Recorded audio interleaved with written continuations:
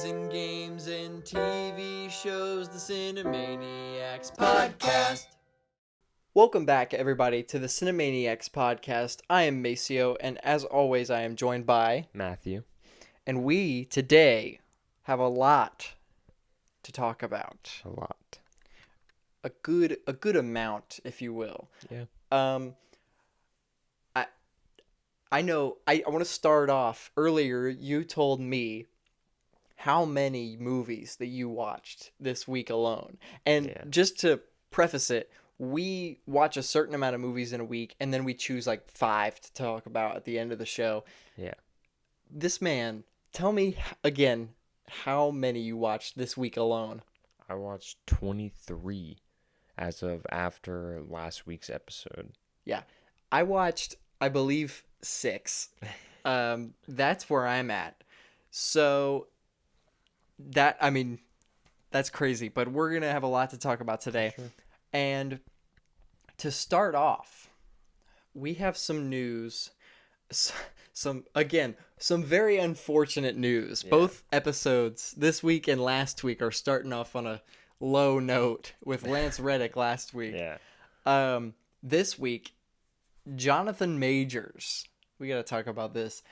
Jonathan Majors was arrested for allegedly strangling his girlfriend, or someone that they assumed to be his girlfriend. Wow. Yeah, this man's taken the villain role a little too far, if that's real. But I don't know what to make of that. What is wrong with, like, if this is true, why do all these actors keep doing this? I don't know. I don't know, because I've heard so many conflicting reports about, like, the whole case in general. Yeah. Or, like, the scenario itself. Like, some people say that she's, like, dropped the accusations already or whatever. And then some people say that, like, they were trying to take it to trial or some shit. So I don't know. I really don't know what to believe as far as, like, the news out there. But this is definitely not something you just, even, like, true or false. It's not something you want to have your name involved in really at all. You really don't. Yeah. And especially bad for Marvel, too. Exactly, yeah. He's literally the face right now. I know that's not exactly the point. It's, obviously if it's true, it's obviously about, like, the victim and stuff like that for sure. But it's definitely, on the film side of it, right. Marvel is definitely having a bad look for their next Thanos, basically. Yeah. Being, potentially guilty of a heinous crime for sure. Yeah, a very violent crime. Yeah. That's really wacky. We got wacky, such a innocent term to describe a very serious thing, but it really is. It's crazy. We got Ezra Miller's movie coming out. Did you hear the U.S. Air Force canceled a ad campaign that they have with Jonathan? Yeah, I did hear that. Actually. They dropped them immediately. I saw that on Twitter, I think, for sure. Yeah, crazy. Yeah. Just like that, man. I hope it's not true. Yeah.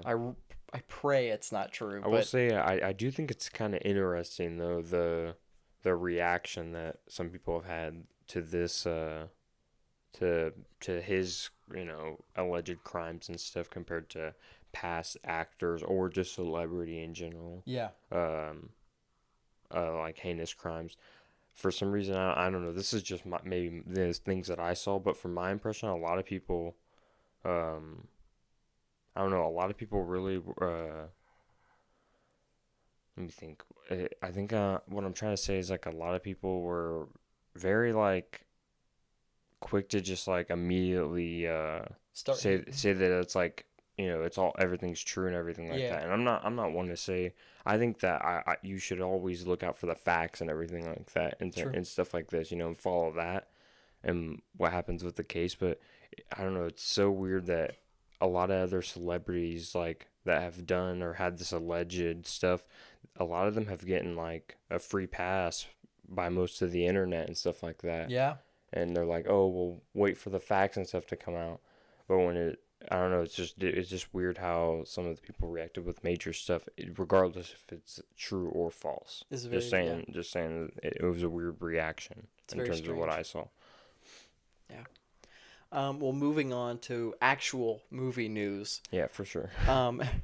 This is exciting. Yeah. The Daniels are going to be directing at least one episode of the Skeleton Crew Star Wars TV show. Yeah, and this I don't exactly know fully the details, but I think it was described as Star Wars Goonies, and Jude Law is like one of the like adult actors or whatever making his Star Wars entrance, I guess, in the show. Yeah. But I'm honestly more excited now that the Daniels are, they got their name involved in Skeleton Crew and stuff.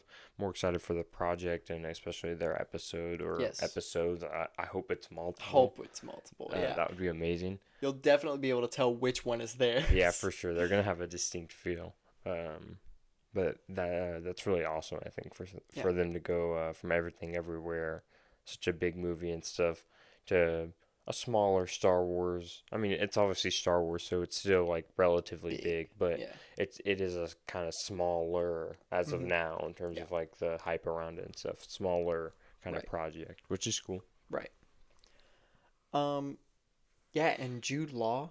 I'm actually surprised that Jude Law hasn't been in Star Wars before. Yeah. I honestly feel like I've seen him in Star Wars before. He feels like he would be in like one of the throwaway sequel roles that they did. Yeah. Like, Benicio del Toro's in the sequel. Yeah. He's in The Last Jedi, I think. Just, like, random role. Yeah. So strange. This is pretty cool. Robert Downey Jr. is going to be the lead in a Vertigo remake. Yes. The Peaky Blinders writers are going to be in this as well. That's very interesting. The Peaky Blinders writers. Vertigo obviously being directed by Alfred Hitchcock, the classic, and it's known for inventing the dolly zoom. That's like the main thing that was like spawned from this film was the dolly zoom, and I mean I don't know, Robert Downey Jr., Peaky Blinders writers. I'm kind of positive. I've seen a lot of negative reactions to it, but I don't know. I'm kind of positive. I have too, but what I've seen is apparently a lot of people don't like the original. Wow. That's what I've seen. Okay. And I've seen people be like, this is what we need, remakes of movies that weren't that good. Okay. That will, that kind of sound like they might end up being good. That's interesting because I've heard the opposite. I've heard that this is like that Vertigo is like a classic and that it shouldn't be remade and that this remake should be like on something that does need it. Right. But that's interesting that we've heard varying things, different things. Yeah. We got Harley Quinn set photos. Oh yeah, for the Joker 2 movie. Yeah. Lady Gaga as Harley Quinn. We got her in full costume, at least what looks like to be one of her costumes. Yeah. She looks good. Did you see these? Yeah, I did see them, and I also saw her like walking like through like some protesters or something like that. Yeah, it was cool to see those for sure. Yeah, I'm definitely excited for the Joker sequel. I didn't really think it needed one, but it's looking like it's gonna be maybe as good. I honestly, I don't know. I kind of like. I don't know. I think Lady Gaga and Joaquin Phoenix will probably be pretty good on screen together. I do too. I have a feeling. Yes, I do too. We have new Hunger Games, and this is really ironic because I was talking about Hunger Games last week. Yeah. On the show last week, and we got an announcement like right after that we would have a new Hunger Games movie. It's called The Ballad of Songbirds and Snakes. Yep. And it's a prequel. Yep. And it comes out November 17th of this year. And it has some big names in it. The biggest name that I think Viola Davis. What? I think that was a name I might be wrong, but I think that was a name I heard attached to the film. But one that I know for sure is Hunter Schafer, who played Jules in Euphoria. Right. Yeah, that's like the big one that I know. Right. Oh, and it's Rachel the one girl that just played in Shazam 2, Rachel Ziegler or whatever. Oh, Rachel Zegler. Yeah. Yes, She's in that too, yeah. she's one of the villains in that movie. Okay, okay. Um, John Wick 4, which came out this weekend, Yeah. which we saw, which we will talk about. Yeah. Currently has the highest rating of all the John Wick films at 95%. Now that could have gone down since I saw this, Yeah. or it could have gone up, but right now it is at 95. With the other two for reference, or the other three for reference, are below 90. They're all in the 80s range. Yeah. That's incredible, and it completely like deserves that. Yeah, for sure. I 100% agree. I think it still has like a 4.2 on Letterboxd as well. Yeah. For its average, so that's pretty awesome. Yes. For sure. I got some news about Oppenheimer that came out. Okay, okay. It said that Oppenheimer will be the new longest Christopher Nolan film. The now longest right now is Interstellar at 2 hours and 49 minutes. So basically, Oppenheimer will be either 2 hours and 50 minutes or 3 hours plus. Wow. Wow. I mean, it makes sense. It definitely makes sense. I 4 hours, I don't care. Make it 4. I'm watching all of it. For sure. And then I also have Robert Pattinson, Robert Downey Jr., and Amy Adams are all set to star in Adam McKay, who directed The Menu most recently. Oh. His next film, Average Height, Average Build. That sounds good. Yeah. That sounds like it's going to be nice. Yeah. In some Marvel related news, not counting Jonathan Majors, Victoria Alonso, who is the VFX president of Marvel, and she was also the co-president of the entire studio, has been fired. She has been fired from the studio. Yeah. And President Victoria Alonso was reportedly blindsided by her recent firing, which was decided by top Disney executives. Okay. She says, Disney and Marvel made a really poor decision that will have serious consequence. Now, that's interesting that she says that, because I've heard that she's the main issue with everything that's been going on. Yeah, I heard that she, the main thing I heard that she did wrong was two things. As from what I've reportedly heard that she did is made a toxic work environment. Yes. And she apparently like blacklisted the teams that are doing it, and versus the teams that are obviously getting blacklisted or whatever from not working, basically. Right. But yeah, so I don't know. I don't know about all the consequence stuff, because apparently it seems like a good thing. It does, yeah. It does. Hey, honestly, if this means that the effects will start looking as good as they used to, and their work environment is better, the workers are happier and they actually want to work, I'm down for that. It's obviously all positive. WandaVision, the WandaVision writers have joined the Vision Quest show, which makes sense. Makes entire sense. I'm not exactly sure what's going on with that, the Vision show. Vision Quest. Is it going to be animated or live action? I think it's going to be live action. Yeah. It's going to be about Vision. Assumingly, it's going to be about Vision creating a new family. I'm not like super hyped. It's not something that I'm like super hyped for, but I'm gonna be honest, man. I don't know if we need this. This show. Yeah, this is like Agatha kind of. But I mean, do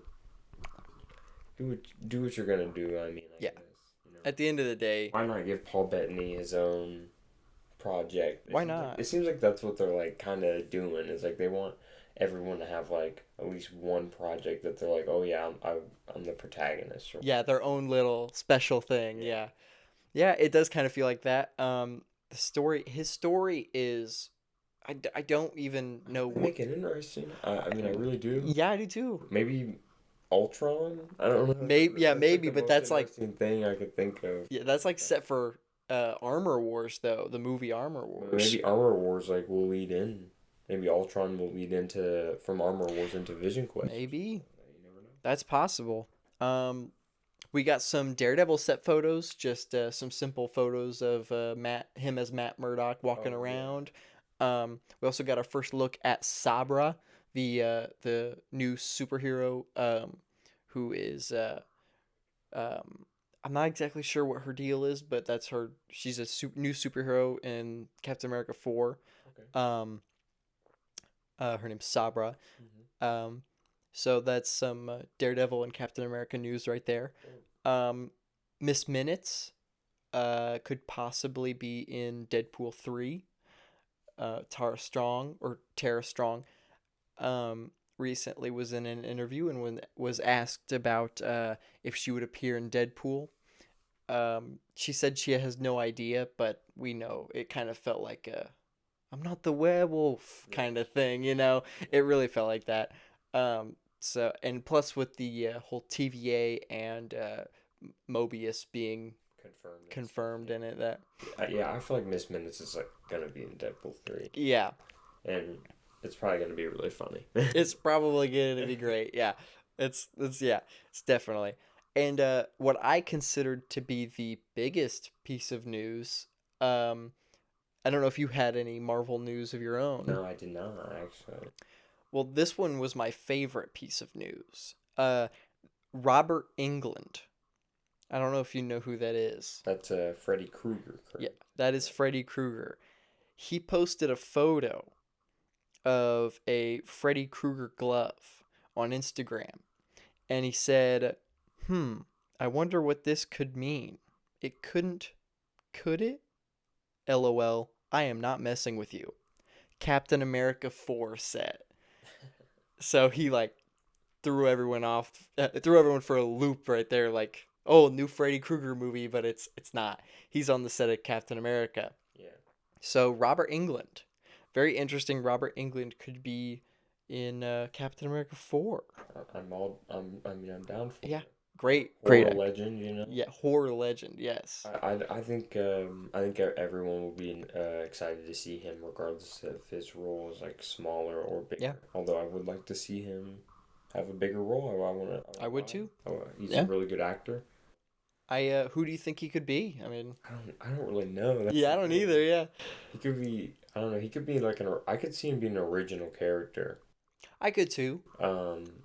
But I don't know if I see him. Do you see him having like superpowers or being like human with like physical abilities, maybe a special gimmick or something? I don't really. I don't know that I see him with powers, but I mean, Freddy Krueger is a dude with long claws, long, Yeah. sharp knife hands, and he is a dream. He's in your dreams. That's a super villain right there. He could easily be he could be a Hulk character. Yeah. Possibility. He's done motion capture before. Um, I don't know. That would be dope to see him as a Hulk character. It would be. Either way, it's very exciting. Yeah. Robert Englund, great actor, horror legend. Yeah. Robert Englund being in Captain America 4. W. Did you have any more news? No. That's all for my news. All right, then I think we can move on to our current events. So last week we did not watch Mandalorian. We missed that. Yeah. So we have 2 episodes to cover. 2 episodes. What did you think right off the bat? What did you think of episode 3? I thought episode 3 was all right. I don't know. I thought it was kind of a step down from episode 1 and 2, and in hindsight, episode 4 as well. Yeah. It was kind of more of like the adventure, kind of lightheartedness stuff, which is okay. It's that's fun. Right. But it just wasn't anything really standing out that much to me, in Yeah. episode 3. Episode 3 kind of like blurred together with the rest of the episodes. Yeah, Didn't do enough to stand out. to me at Yeah. least. Yeah. And they're kind of setting up a retcon for Rise of Skywalker with the cloning stuff. Yeah, I don't know. I heard that Mandalorian is getting ready to get into like sequel territory and stuff like that, and Yeah. stuff like the First Order, all Yeah. that. So guess we'll see what happens there. Yeah. I'm what I've noticed so far, and this is kind of I was thinking this mostly when I watched the third episode, but a little bit with the fourth episode too, is Yeah. there doesn't really seem to be a whole lot of direction. Like there's no Yeah. sense of plot. There's no purpose right now, Yeah. which I don't know. I have a theory that, which I guess we can like this kind of segues into episode 4 a little bit. Which I have a theory that like they're kind of setting up Bo-Katan to be like accepted by like the whole Mandalorian group and stuff, right? Yes. Right. Um, and I think what they're gonna end up doing is I think she's gonna possibly end up flipping sides and betraying them, and ended up being the actual antagonist of the season. But I'm not exactly sure. It does seem like they could like fully just okay, she's a good guy now. You know, she just helps Mando. That could be the direction they go. But I don't know. I just get the underlying feeling that like Something's not right. that's something that she might do, like that she's got something else going on inside her head or She's got a something. plan, or she's thinking something. A plot, yeah. Yeah, she's plotting. Yeah, she's plotting She is for plotting. sure. Yeah, it's I don't know. It's not as interesting so far. It's Yeah. because it's bouncing back and forth between. So now we have two different plots that we're following with the scientist and Yeah. the soldier or whatever she is. I don't Yeah. know. She's a soldier or something, but he's a scientist and a doctor. I know that. And then we also have the Mandalorian story, which, by the way, I love that the first episode was like a setup for like the whole season about him becoming a Mandalorian again. Yeah. Almost, it was like that's the thing is I want to be a Mandalorian again, and what do I have to do to prove myself and do that? Yeah. And the second episode, he took a little swim and he was done. It's like Yeah. that was it. I thought that was hilarious. Yeah, and I like how Bo-Katan got like redeemed like accidentally or whatever. Right, on accident. Yeah. That's hilarious. That was And pretty funny. I'm not gonna lie, I can't take the Grogu action seriously. Oh, like when he just like does his little flip. He just flips. Yeah, he just flips like a little, like they're just throwing Or the like doll. yeah, the like the darts or whatever that they did with Mhm. his fight with like the kid. Yeah. Yeah, that was funny. That was It was very funny. that was a funny moment. Yeah. I mean, I like that they're giving Grogu an arc of like him becoming a possible Jedi slash Mandalorian combo. Yeah, I think that's really interesting. They're training him up and stuff. I like that. I kind of appreciate where they're going with Grogu right now for sure. Yes, I do too. Um, I definitely like 4 more than 3. Yeah. I don't know. 3 just felt very out of place. At least so Yeah. far. I don't know. It felt to me. It didn't necessarily feel out of place. It more so felt like a segue kind of episode. Like it's just like, okay, we're getting along. We're going to episode 4. That's felt like what episode 3 was for. Right. Like it was yes. it was just kind of like a segue episode where not a lot happened, and then preparing for 4, which more stuff happened in 4, obviously. Right. More action and stuff like that. Yeah. Bigger scenes like the dragon or whatever. Like the raptor Yeah. thing that they called it. Yeah. It was I mean it was fun. It was a fun episode, but I definitely I don't see where it's going. Yeah, I definitely don't see the direction. Yeah, I don't know where it's going so far. Definitely as of this moment, can't really decide that it is the worst, but at the moment I think it's the worst season. Yeah. Just because there's nothing From to what's really... out right now, yeah, I would say so. Yeah. I mean, even season 2 started like great. Season 2 started and I was like, damn, this is gonna be like on par maybe. Yeah. And it fell off just a tiny bit, but because I think 1 is better than 2, but maybe it's I don't know. I'd have to rewatch them. I haven't watched them in a long time. yeah. But I don't know. 3's looking so far to be the weakest one, but it could Yeah. surprise us. You know, it could be like, just kidding, it's the best one. You know? I could see that for sure. Yeah. They're keeping it open. Yeah, definitely keeping it open. Well, this week we also saw John Wick. John Wick Chapter 4. Yes. I'd like to start by saying that this is point blank period probably the greatest action movie I've ever seen. It's I honestly agree. I think I really can't think of any action film, um, choreography wise, story wise, cinematography wise, Right. overall, just overall. I don't know of any action movie more complete than John Wick Chapter 4. Yeah, I don't either.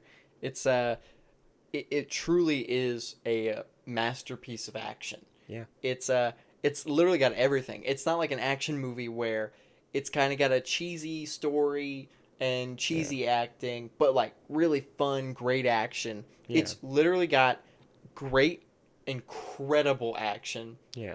great acting, amazing story, and oh my god, beautiful, orgasmic visuals. Yes. The visuals are insane. Yeah, the cinematography and the mix and blend of colors is so good. The production sets and stuff, everything, beautiful.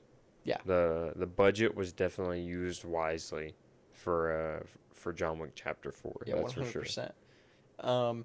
I think we can do a little ranking of the John Wick franchise if you want to do that.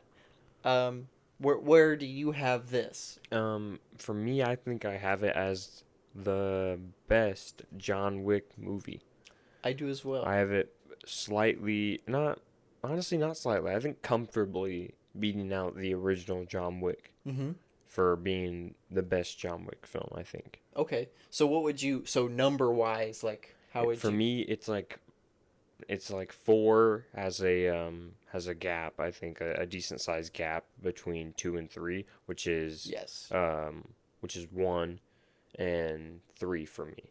So Chapter 3 and the original are kind of like, they're honestly almost equal for me, and I kind of flip flop back and forth between 2 and 3, but it's mostly number 1 at 2, and then Chapter 3 at 3.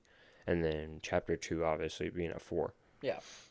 It is crazy because there really aren't any of the... All 4 of them are good. You know? Even the second one, which I would consider the worst, it's still really good. Yeah, for sure. Especially action-wise. All of them have amazing action. And I personally think that the action gets better in every single movie. It does, So even though I think that 2 is like worse than 1, I still think that the action increasingly gets better for in each film, I think. Yes, I agree with that. And obviously 4 is like the culmination of it all and stuff. Yeah. I think my ranking is from top to bottom 4, 3, 1, 2. Okay. I quite enjoy number 3. I do too, honestly. I really do. Yeah. I have it at like an 8.5 and the first one like an 8. Yeah. They are, like you said, very close for me as well. But I think 3 is a little bit better. I enjoyed it a lot more than not a lot, but a little bit more than 1. Yeah. But 4 is incredible. It's amazing. Honestly, I can't think of the only reason it's not a 10 is because I can't see myself rewatching it over and over. Yeah. The only reason I have it at 9.5, and the only reason to that is because I feel like I can't see myself rewatching it. Yeah. But it is, I guess in a sense it is a 10, Yeah. It was definitely an amazing experience, well seen in theaters and everything. Yeah. Amazing movie. Literally, it's an amazing movie. One of the best action movies, if not the best action movie ever made. Yeah, literally. of our time. Yeah. Incredible film. Keanu Reeves, obviously. This is like the culmination movie of like his biggest role. You know? Mm-hmm. And it delivers, man. It definitely delivers for sure. Yeah, it's every so aspect. Funny. It's so funny how Keanu went from a kind of heartthrob, dumb idiot character in like everything he played. Yeah. And then he did John Wick, and it just changed his career. Yeah, for completely. sure. I mean, people were fan casting him as like Punisher and Wolverine. Yeah. It was crazy.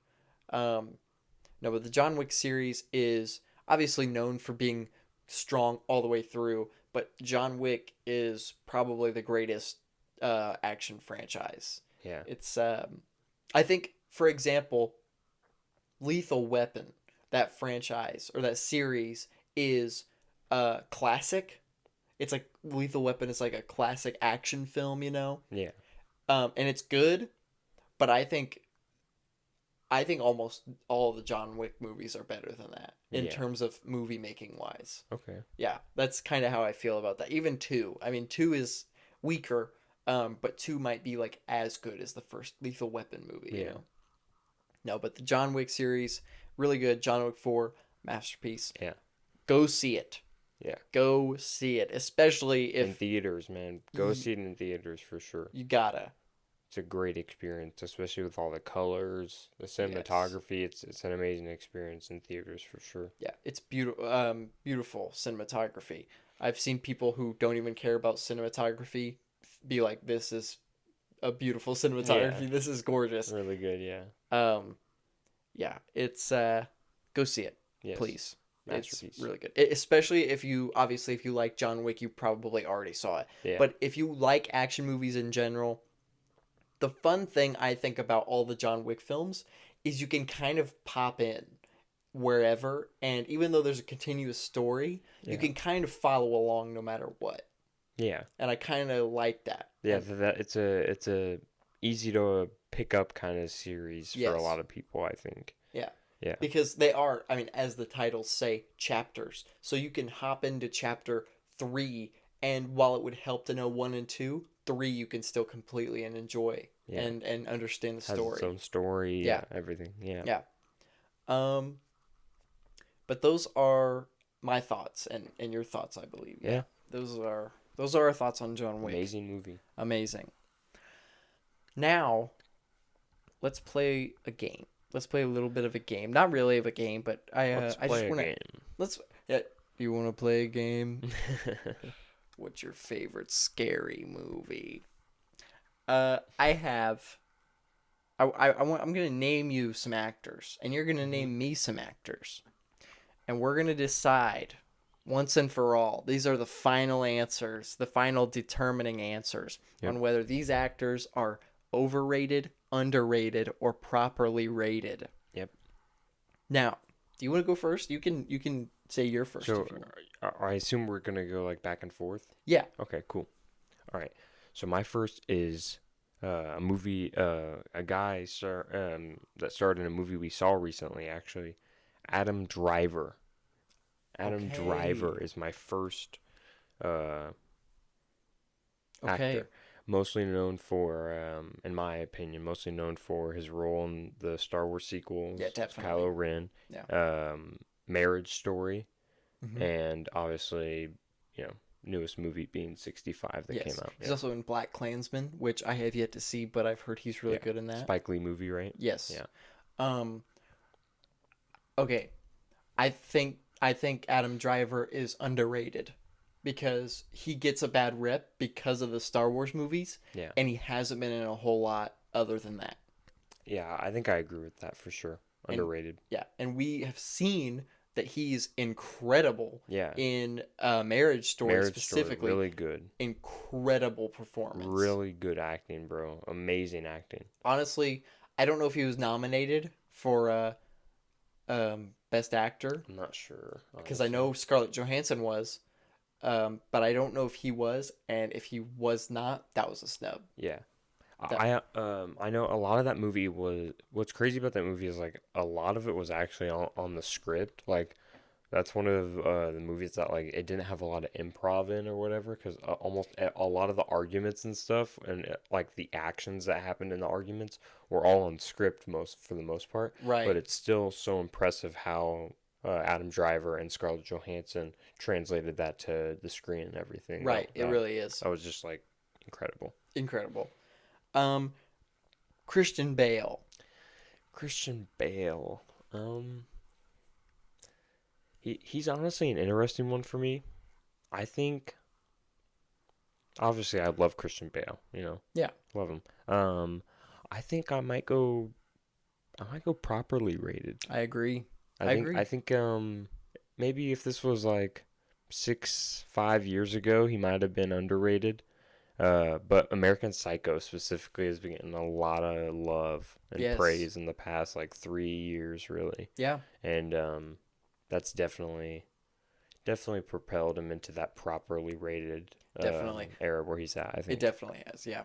Yeah. Christian Bale. One of my. I mean, I didn't even get in. Obviously, we got into movies like film in general, fairly recently. Yeah. You know, we always liked movies, but we have gotten into deeper into film Yeah. and quote unquote cinema. You know. Yeah. And Christian Bale was an actor that I just had heard of, kind of. I never really seen him in anything Yeah. before I really started getting into movies, and he's one of my top 5 actors, I think. Bro, I love Christian Bale, Yeah, bro. he's Such a strong actor, and in my opinion, I honestly think he is probably one of the strongest like current actor filmographies out there. Yes, I do too. Because he has so many good movies, and Yeah. he's good in all his movies basically. Even Amsterdam. It's even Amsterdam, even American Hustle. Yeah. Movies where like he like, shouldn't they're not really that good of movies, Mhm. But he still somehow draws out a great performance. Right. It's actually kind of crazy, Yeah. And obviously his dedication to, losing weight, gaining weight. Yeah.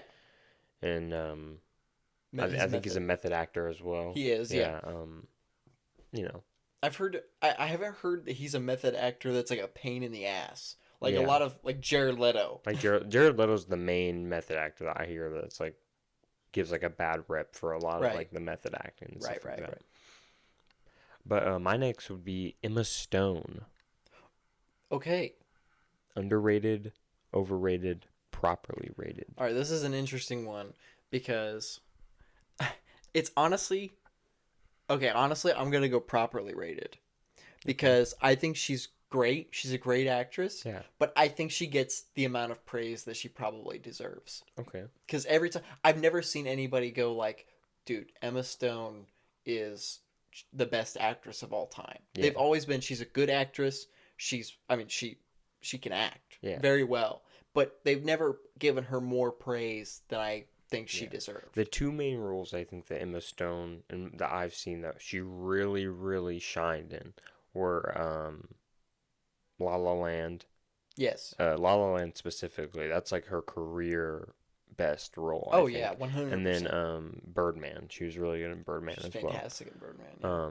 Those two roles I think really like showed her acting ability and stuff. And I think I do agree. She does get a lot of that praise and stuff. The properly rated praise I think that she deserves. Yeah. So I agree. Because I don't know anybody that has Emma Stone as their favorite actress of all time. And I mean, she can be your favorite actress, but I don't think she's in enough to kind of be like, yeah, she's my favorite, Yeah. Especially recently. I really haven't recalled anything like super recent with Emma Stone in it. Yeah. Other than, La La Land feels like the most recent thing. Yeah, honestly. Yeah. My next one is Paul Dano. Paul Dano. Honestly, man, I think Paul Dano is still underrated. I do too. He's typecast a lot. I think he's still underrated, and it's sad. It's actually kind of sad. Man just played the Riddler, and he was Daddy Papa Fableman in the Fablemans. Yeah. Two really great performances from him recently. Neither of them got really any recognition like at all. He's very. I've noticed watching him in more movies since the Batman.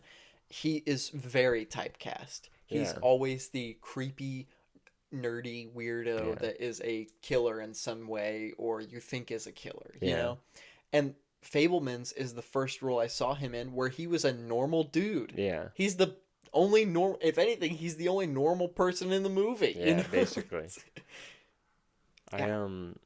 I don't know. I definitely think, and I don't know, internet wise, I don't hear people talk about Paul Dano like that when he's actually a really talented, He's really, incredible. really talented guy, bro. I love Paul Dano. I want to Yeah. see him in more. My favorite role, I think, so far of Paul Dano's is Swiss Army Man, and Okay. I know you have not seen that. Yeah. That's Swiss Army Man is Paul Dano, Daniel Radcliffe in a Daniels movie. Yeah. You can tell it's a Daniels film. It's not as good as Everything Everywhere, but he is amazing. He's beautiful in it. Yeah. He's so good. And I think Paul Dano is 100% underrated. Needs to be in more and needs to be more diverse casting. Yes, for sure. Yeah. My next one will be Keanu Reeves. Okay. All right. Um, I think I'm gonna say overrated Okay. because only because I think people think that he can act really well. Uh, because of John Wick. Yeah. But the truth of the matter is, I don't think he can really act that well. It's just that he is really good at not talking Yeah. and being a very quiet, serious looking character. Has that like presence, you know? Yeah, because Yeah. people will fan cast him as Wolverine, and Mm-hmm. it's not even a problem with age for me. It's the fact that he just does not feel like Wolverine at all, Yeah. and I don't think he would be able to. I mean, the new John Wick, specifically this one, the fourth one, I really noticed how cheesy his dialogue was. Yeah, it is pretty cheesy. And that's fine. Yeah, that's fine. That's literally what the movie's supposed to be, is him Yeah. delivering cheesy lines as Keanu Reeves. Yeah. But it's almost like that in every movie he's in. He's not Nick Cage where Yeah. he's got a goofy, like, is he a bad actor? Is he a good actor? I don't think he's a bad actor, but I think he's way overrated and people think he's better than he is. Okay. He's good at yelling, he's good at crying, and he's good at being serious, but he is not good at delivering lines because every line he delivered in the new movie felt very unnatural. And that's not a bad thing because it's supposed to feel that way. It's Yeah. supposed to be like Keanu Reeves, badass, you know? Yeah. But I noticed that he also talks like that in every movie he's in. So I don't know. I think he's overrated in Okay. that sense, but he's still great, and he's not overrated as a person at Yeah. all. Yeah, I saw a video of him like moving like or helping like the like stunt crew or something move equipment or Really? like the I don't know what crew it was, but some like one crew on the set like he helped him like move equipment up like the stairs that he fell down Oh, multiple times. wow. That like set he helped like carry up equipment and stuff, and that yeah he's a really dope person, obviously, Yeah. for sure. Him and Jack Black are like the sweethearts of Yeah. Hollywood, you know? For sure. What do you think? What do you think of Keanu? I don't know. I definitely think you made a good argument. I think I could land in the overrated section as well. But obviously, I still love Keanu and stuff like that. Yeah. But I think you made a really good argument for the overrated section. Yeah. Like, people do overpraise his acting just based off the John Wick films, where his acting really in his career, Yeah. it is kind of related to that John Wick kind of acting. Yeah, Right. I see that for sure. Yeah. I could settle for properly rated because Yeah. people don't go, he should be all these different characters. He's Yeah. like the greatest actor ever. He is technically properly rated because people know him for John Wick and they cast him as John Wick like characters. But I see him as being casted in characters like Wolverine, who is Yeah. just not, it just doesn't fit at all, Yeah. you know? I'm not saying he's like an Adam Sandler type beat where he goes like plays literally the same exact role No, for definitely like not. 13 years or Yeah. whatever. But he there's definitely other movies besides John Wick of his I like. I like the first Matrix and stuff. Um, that's really the only other movie I've seen Yeah. with him in it. Like but I definitely want to watch some more. But I've heard good things about some other movies. There's been like a Constantine and Yeah. Speed. Is that what it Speed, is? yeah. I like him in um it's that one Steve Martin movie, Parent Parent Trap or something like that. no, Parent Trap, that's Lindsay Lohan. Yeah, that is It's something Parent. I can't remember what it Meet is. the Parents, maybe something. No, it's old. It's from Joaquin is in it. Joaquin Phoenix is in it. Oh, He's a little boy in that. Anyways, that's probably the film that I've seen where he is probably his best, and he's like 20 something, and he's really good in that movie. yeah, But I think he is at the end of the day overrated in terms of how people portray him. yeah. Okay. Yeah. My next one is Michelle Yeoh. Michelle Yeoh. I don't know. Honestly, I think I'll land on properly rated with Michelle Yeoh. Um, she could. I definitely could see an argument for a tad overrated because like it is like just one role really where she's like that at least that I've seen where she's really been like you know best actress kind of worthy Right. and stuff, Right. and she has gotten like a lot of praise, deservedly so because it is a very good role and stuff, and that's what I think more so lands me in properly because she's getting a lot of the praise is focused at her work in everything everywhere. It's not a lot of people are really, at least that I've seen, are praising like her entire body of work or Right. whatever. I could I could settle for a properly rated or underrated Yeah. because Okay. I think it's hard to say underrated now because she's been recognized Yeah. in the biggest possible way. Um, but she, like you said, has also, I feel like, not given enough performances like Everything Everywhere that really shows that she Yeah. can act, you know? Yeah, for sure. I mean, we obviously she can act, but Yeah, not obviously. nothing else is like this. Yeah, that like quality, That Yeah. yeah, exactly. But but yeah. So properly rated. That's Yeah, what I probably have for me. rated is yeah. Next for me is Matt Damon. Okay. Matt Damon. Interesting. One of the dad Yeah, actors. dad actor. Yeah. Matt Damon is good. I want to start by saying Matt Damon is a really great actor. Yeah, for sure.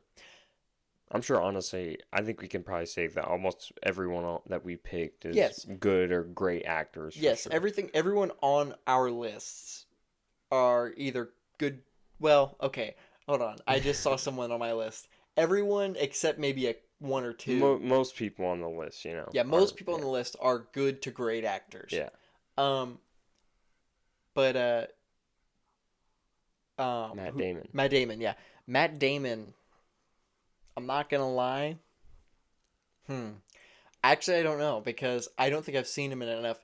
I haven't seen Good Will Hunting yet, and that is the movie that's like his that's his performance is Yeah, like really good in that, right? yeah, for sure. Yeah, and but I mean I've There's seen some other stuff like The The Martian, Martian. He's great in The The Martian. Departed, and stuff like that. But I will say this. yeah. He feels like Matt Damon in every movie.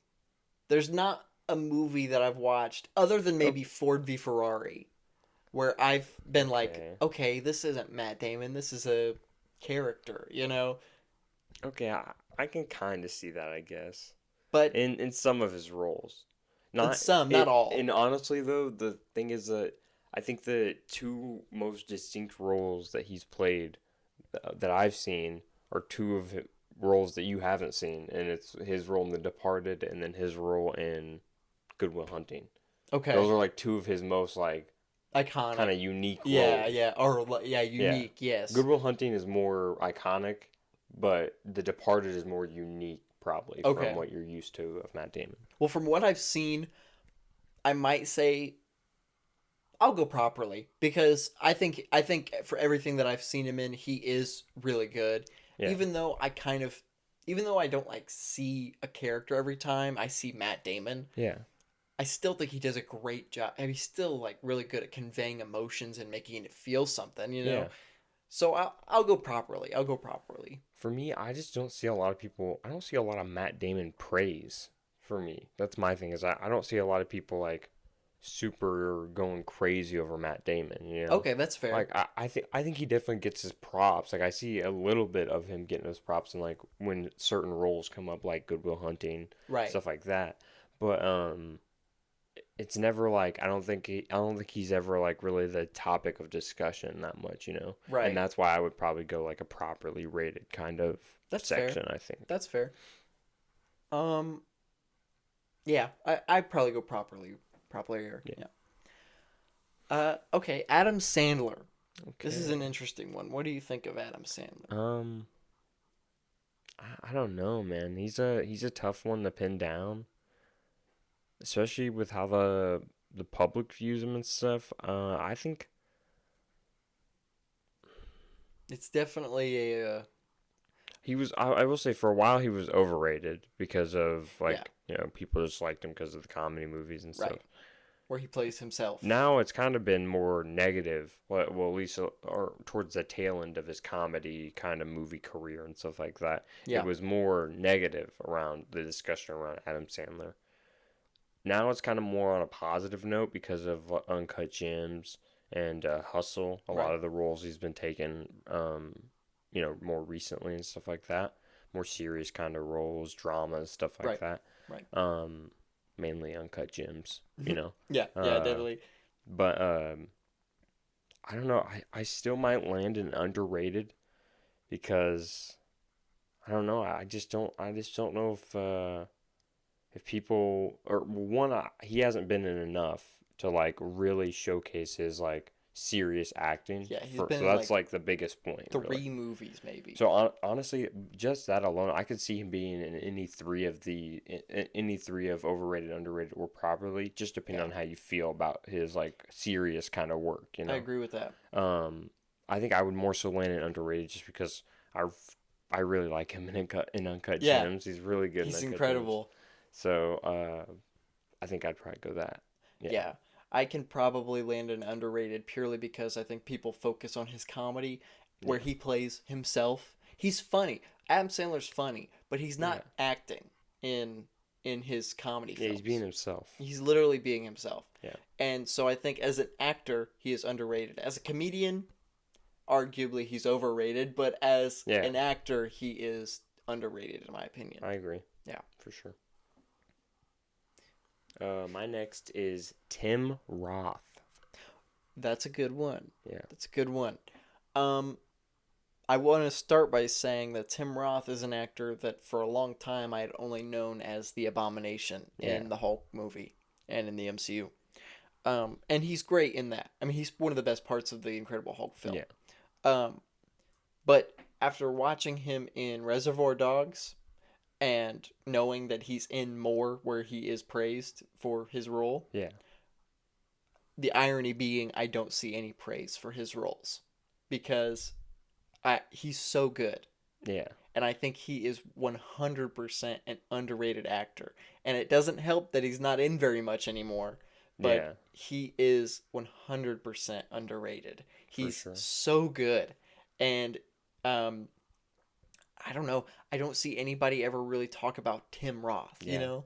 Never. Literally never, I feel like. But, his role in Reservoir Dogs, I don't know, that was such a good role. He's so good in Reservoir Dogs.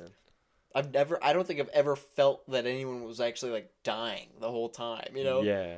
He's really good in Reservoir Dogs. And I know he's good in Pulp Fiction. Yeah. But I have... The thing about his role in Pulp Fiction is it's not a big role. Right, but it's kind of it's a role it's a satisfying role, but it's not like a... Right. Yeah. Okay. Yeah, but I think he's definitely underrated. Yeah. Still iconic, though. I will say that he like, his Pulp Fiction scenes are pretty iconic. Yeah, because I know him. I know what his scenes are, you know? Yes, but Tim Roth, I would definitely go underrated 100%. Yeah, I agree for sure. Yeah. Underrated.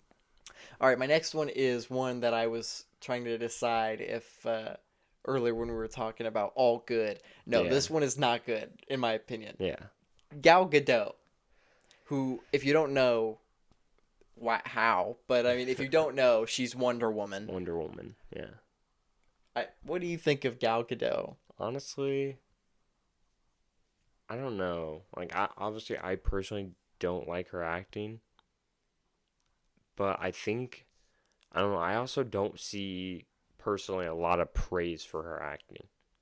Okay, So that's fair. I think I'll end up going properly rated just because I don't see that much praise. But if there is like I could see there being a lot of praise just for Wonder Woman, and if that is true, then I definitely would probably lean towards overrated. Okay, I'm glad you said that because that's exactly why I think she's overrated. Is people absolutely praise her as Wonder Woman.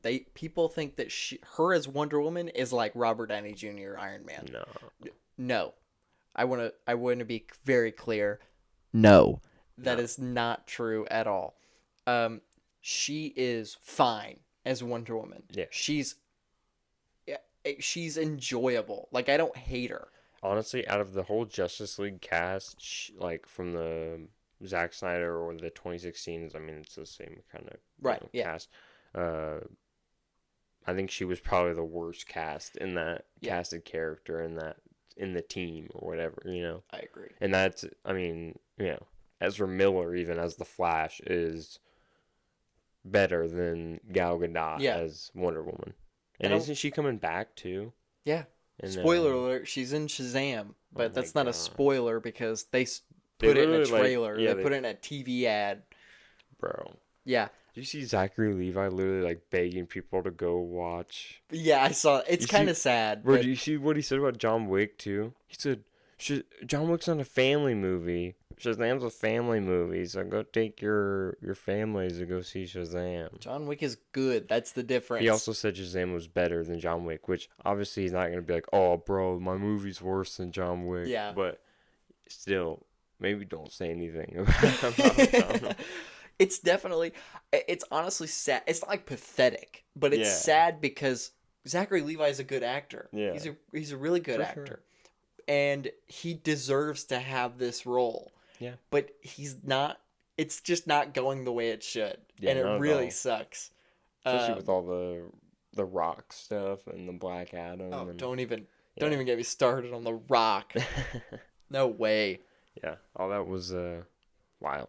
Yeah, Gal Gadot, I would definitely say is overrated purely because of the Wonder Woman role. I mean, it doesn't even have to do with who she is. It's literally the fact that she can't act, in my opinion. I feel that. That's all it is. So my next actor is Amy Adams. Okay. Underrated. Okay. Immediately underrated. I agree. Yeah. I think she gets a lot more recognition for her comedy in the earlier 2000s and 2010s. I don't really ever see her getting praise for her more dramatic stuff. And what's very ironic about that is I think she's in more dramatic stuff than she is comedic now. Yeah, pretty sure. She's great. She's a great really actress. good actress, man. She's honestly probably one of my favorite actresses just because she is so good at everything. Yeah. I mean, she can sing, she can dance, she can act. Yeah. Her genre, I think her genres are like she has such range that she has really been in like almost any genre. Yeah, she has. It's kind of dope. She's in comedies, she's in dramas, she's in musicals, she's in superhero movies, Science fiction, yeah. She's in science fiction. Yeah. She's in almost every genre you could think of, and she is incredible in all of it. And I don't think she gets the credit that she deserves. I absolutely agree. She's I'm pretty sure she's been nominated for an Oscar like 6 times or 5 times or something like that, and hasn't won any of them. Oh, she deserves it. Yeah. And I can't believe she hasn't won at all. For sure. Probably honestly one of the most snubbed actors like ever, probably. Definitely. I have Robert Downey Jr. I'm curious as to what your thoughts are because obviously everyone thinks of Iron Man. Yeah. And he's done other things. But I'm curious as to whether you think he's overrated or properly rated or underrated based on the fact that he is known for Iron Man. One thing I'm really excited about is I'm really excited to see a bunch of the new Robert Downey Jr. roles and stuff coming out soon. Yes. That he has. Those are like projects I'm almost instantly like intrigued in because I'm excited to see him expand his range outside of Iron Man and stuff like that for sure. But based off what I've seen of him, which I haven't seen Tropic Thunder, which that's like the You big. haven't? No, I haven't. That's like the other big movie besides like his Iron Man Yeah. role that I. He's so good. Yeah. But in Iron Man, as Iron Man, um, I think he's properly rated. He gets a good amount of praise. Probably the most praised actor in the MCU in terms of like the MCU Right. set projects. Honestly, he could honestly probably be one of the most praised Marvel actors. Probably. He's honestly probably the most praised. Yeah. Like the only one I could see even contending, maybe Toby, maybe Hugh. Yeah, those two definitely are the two. But I still, I don't know, some vibe about RDJ kind of makes me feel like he's probably the most praised It's Marvel because he's actor. like he was this character for consecutive like 11 years. Yeah. Like it's not where Hugh Jackman was a side character every now and then in like he's the main character in the first 4 X-Men movies and every other movie besides his, he's a cameo. Yeah. And also his movies were spread out among the years, like 2009 was the first Wolverine movie. Yeah. And then after that there were like 3 X-Men movies where he was in the background or something, like had a cameo. Yeah. And he is praised and he deserves the praise. But I think RDJ gets more because he's so like he just he's been the character for so long and in the limelight for Yeah. so long as the character. Yeah. He literally like his character arc was pretty much a driving force, like uh a driving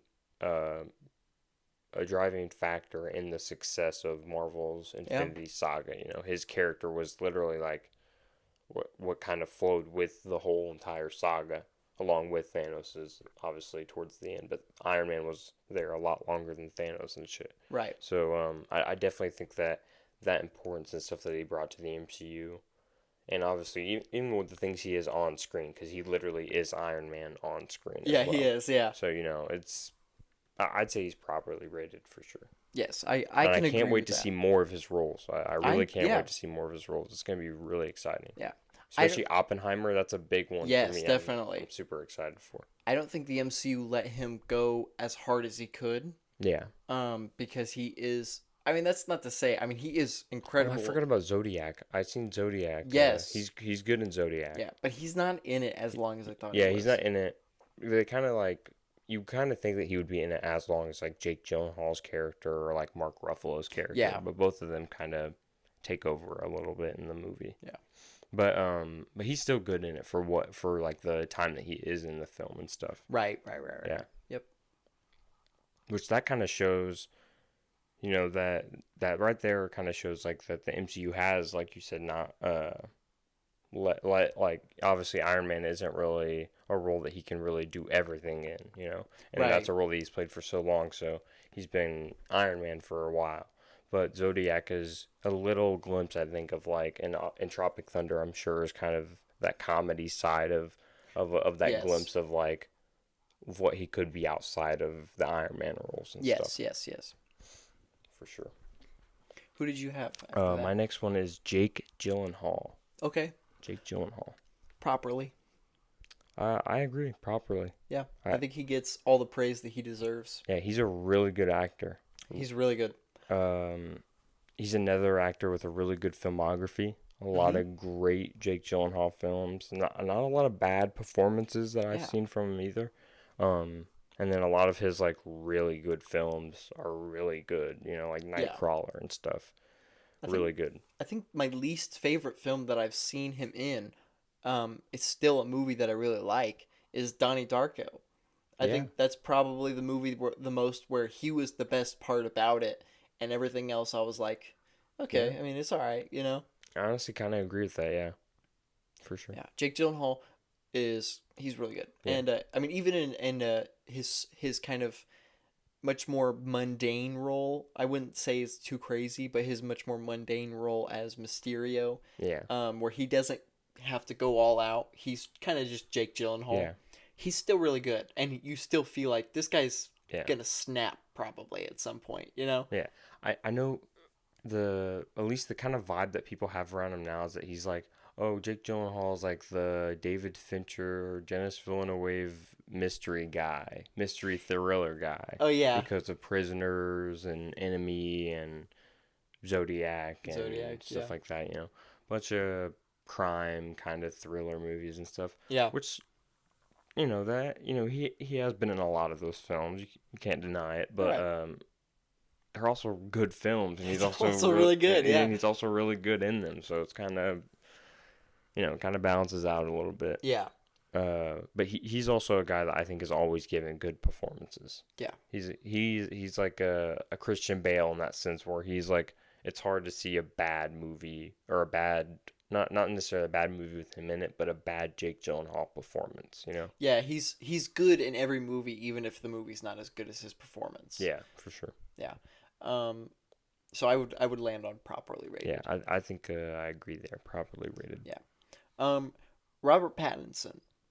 I'm gonna say he's still underrated.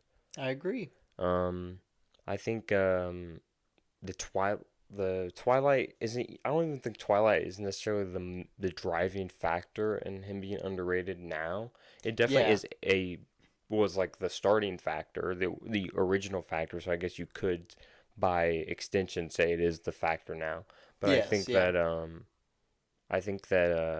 it's more so people just doubt him for some reason, or maybe they just haven't seen his work and stuff outside of the Batman and outside Good Time. Yeah, Good Time, Lighthouse, and The Lighthouse, and he's good in The Devil All the Time too. He's really good in that. There are countless Robert Pattinson roles where he showed consistently good performances.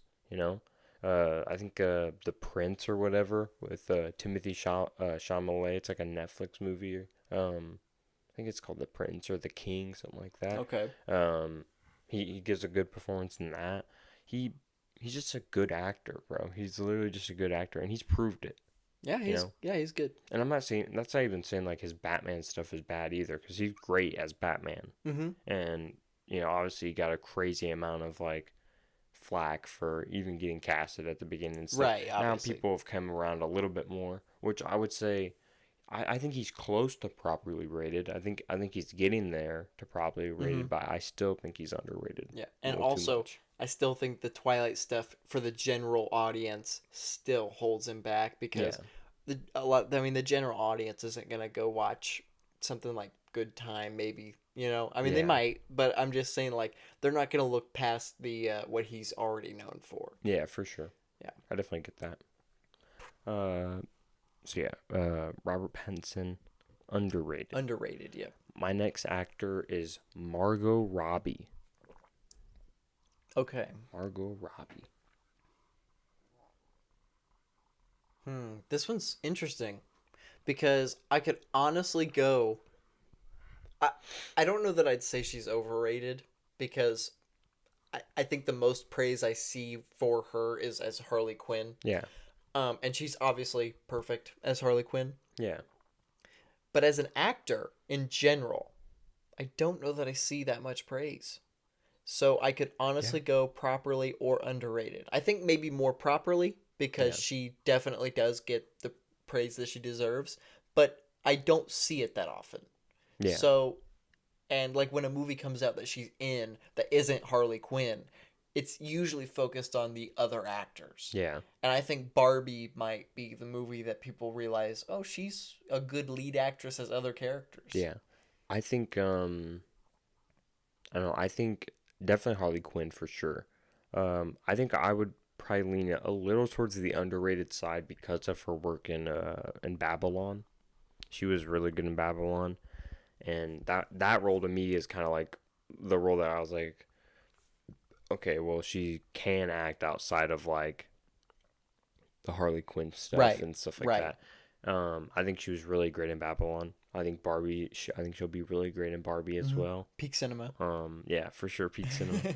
But yeah, I think she's I think I would probably lean more towards underrated, because I've already seen a pretty good role from her in Babylon. Right. And I think Barbie will probably be pretty good, and she'll probably stay underrated. I don't know. Barbie's a pretty big character, so she could be properly rated for me after Barbie, depending on how much praise and stuff she gets. Right. But I could see her being underrated still after Barbie as well. Yeah. Um, Ana de Armas. Ana de Armas. Ana de Armas is an interesting one. I don't see too much for her. I'm I not don't gonna see. lie. I honestly don't see. Honestly, I'm the fact that I literally, in terms of acting, like obviously her looks get praised a lot, but in terms of her acting, I honestly don't see like barely any praise. Yeah, I'm always see her like, oh, she's so hot, and she is. Yeah, She's for fine as sure. hell, but she's great as an Yeah, actress. she's a really good actress. I probably am leaning more underrated, honestly. I would too. I think recently she has kind of, it seems like she's going a more action route.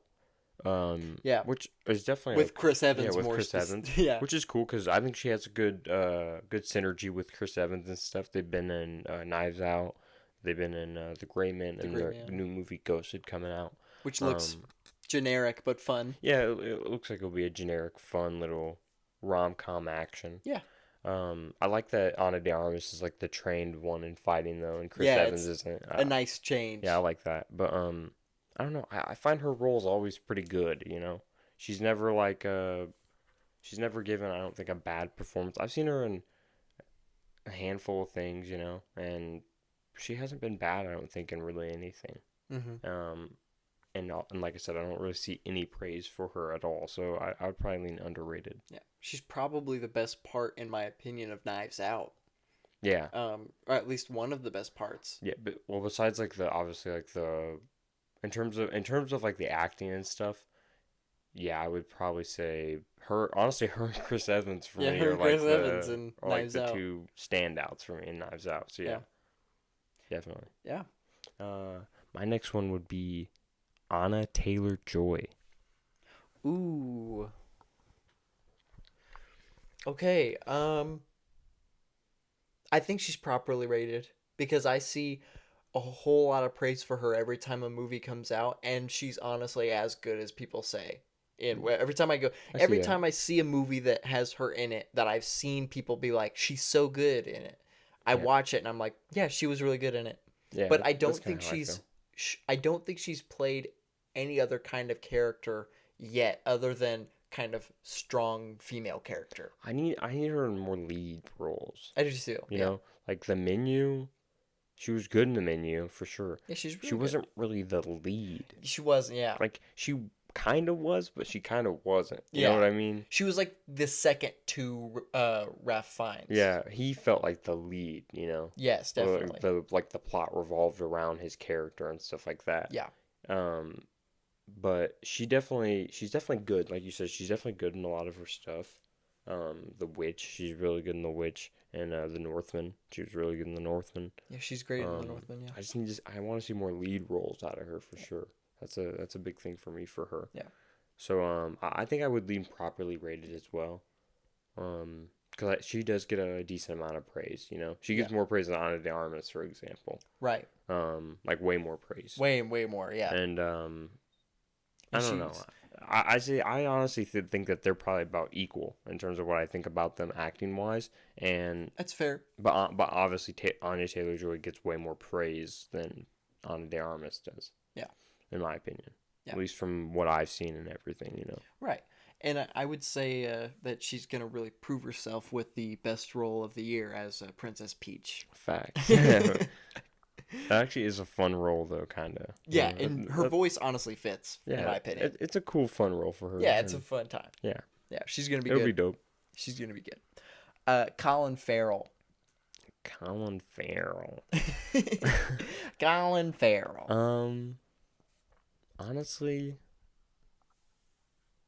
Colin Farrell, I think I'm gonna go underrated for Colin Farrell. Okay. Even though he's another one I think that's almost properly, because I do see a decent amount of Colin Farrell praise. There was like one section I think of I don't know, before the Oscars started, like when everyone was catching up on the Oscar noms and stuff. There was like a period in there where Banshees was getting like tons of praise and like Right. tons of like Right. everyone was talking about it and stuff. And and he was getting a lot of praise, like deservedly so and stuff in that section. And I also watched a film recently. I'll talk about it in the what I'd watched more, but it's called The Lobster, and he was in it as well. And I don't know, I'm liking Colin Farrell, man. He's diverse. He is. This Yeah. man Colin Farrell can do a lot. He can. A lot of different roles, and I think I'll probably lean underrated just because I think he's a really, really good actor. And although I do see a good amount of praise, I don't know if I see equal enough to how good of an actor he actually is. That's fair. I honestly could probably go for underrated as well. But I think I'm kind of leaning more towards properly, Yeah. honestly. Um, I see every time I see a movie that has him in it, I I know that he's probably gonna be the best part. Yeah. You know? And I think he's really good, and I also think that he gets the praise that I've seen. So I think Okay. I've seen the praise that he gets, and all that praise that I've seen, I see in his film. I Yeah. see in his roles. Okay. Honestly, I could probably lean more towards properly, but definitely see the Yeah. underrated Okay. side. Yeah. Next is probably the person that's starred in the most films out of anyone that both of us picked. Mm. Samuel L. Jackson. Oh yeah, like 170 films or something like that. No, Samuel Jackson is, I'm not even gonna lie. Samuel Jackson is underrated. Yeah. Samuel Jackson's hella underrated. This man has been in more films than years that I've been alive. Yeah. Days that I've been alive. Actually, that would be Yeah. more accurate. Um, and he's so. I mean, he's not bad in a single one. He's good in every single one, and he is the actor that has truly been in every single kind of film. Yeah, literally. All of them. And he loves everything he's been in. Yeah, any movie you can think of, he's done it, literally. Yeah. And it was so funny. The reason why I picked him is because I saw a post on Twitter, and it was like, post your most watched like actors or on from like their Letterboxd accounts and stuff, right? Mm-hmm. And everyone was posting like their top 5 or top 10, and these are probably like accounts that have like hundreds of movies logged, Yeah. like 400, 500 movies logged, some stuff like that. Bro, Samuel Jackson, no, I'm not even lying, was in everybody's top like 5. Bro. Yeah. It was actually insane. It So makes some sense. people had him at number 1 by a mile. Wow. I'm not even joking. Like some people had him at like 140 films or something. That's crazy. Some crazy stuff like that. And the next one was like at like 50 or something. Wow. Yeah, literally crazy. He's in so much. There's the joke in Ted, the teddy bear movie. Yeah. You know, Ted. And there's the joke that he's the black guy in every movie. Yeah. And I thought it was funny at first because I was like, oh, because that's an actor I know. Yeah. But now I'm like, that's true. He just is in every movie. Yeah, he is. He's definitely underrated. I don't think he's ever been nominated. No, I don't think so. I think that's like one of the big things about him as an actor in like the community is that he's never been nominated. Bro, he's in like all-time great movies, and people don't even know. Bro, he's in Goodfellas, bro.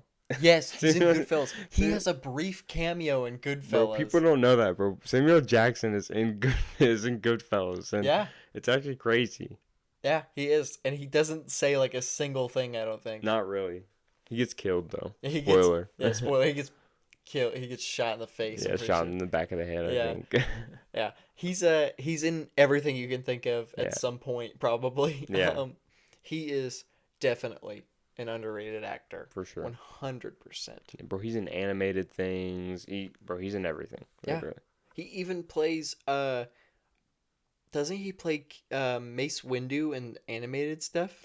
I honestly think he does. I actually think he plays Mace Windu in animated stuff. Yeah. And I want to say he's one of the guys that, like, if there's, like, a game or whatever, he voices, like, for the games and stuff as well. I want to say he's one of those actors as well. Yeah. Not the Lego games. I know he doesn't do that for the Lego games, like Nick Fury in the Lego games. Fury, yeah. Because that's someone else. But I'm pretty sure he does do that. Yeah. He's just so underrated, and he's done more than 2 handfuls of Oscar-worthy nomination. Or like best actor nominations, you know, or wins at that. You know? Yeah, he's just been so much. and he's good.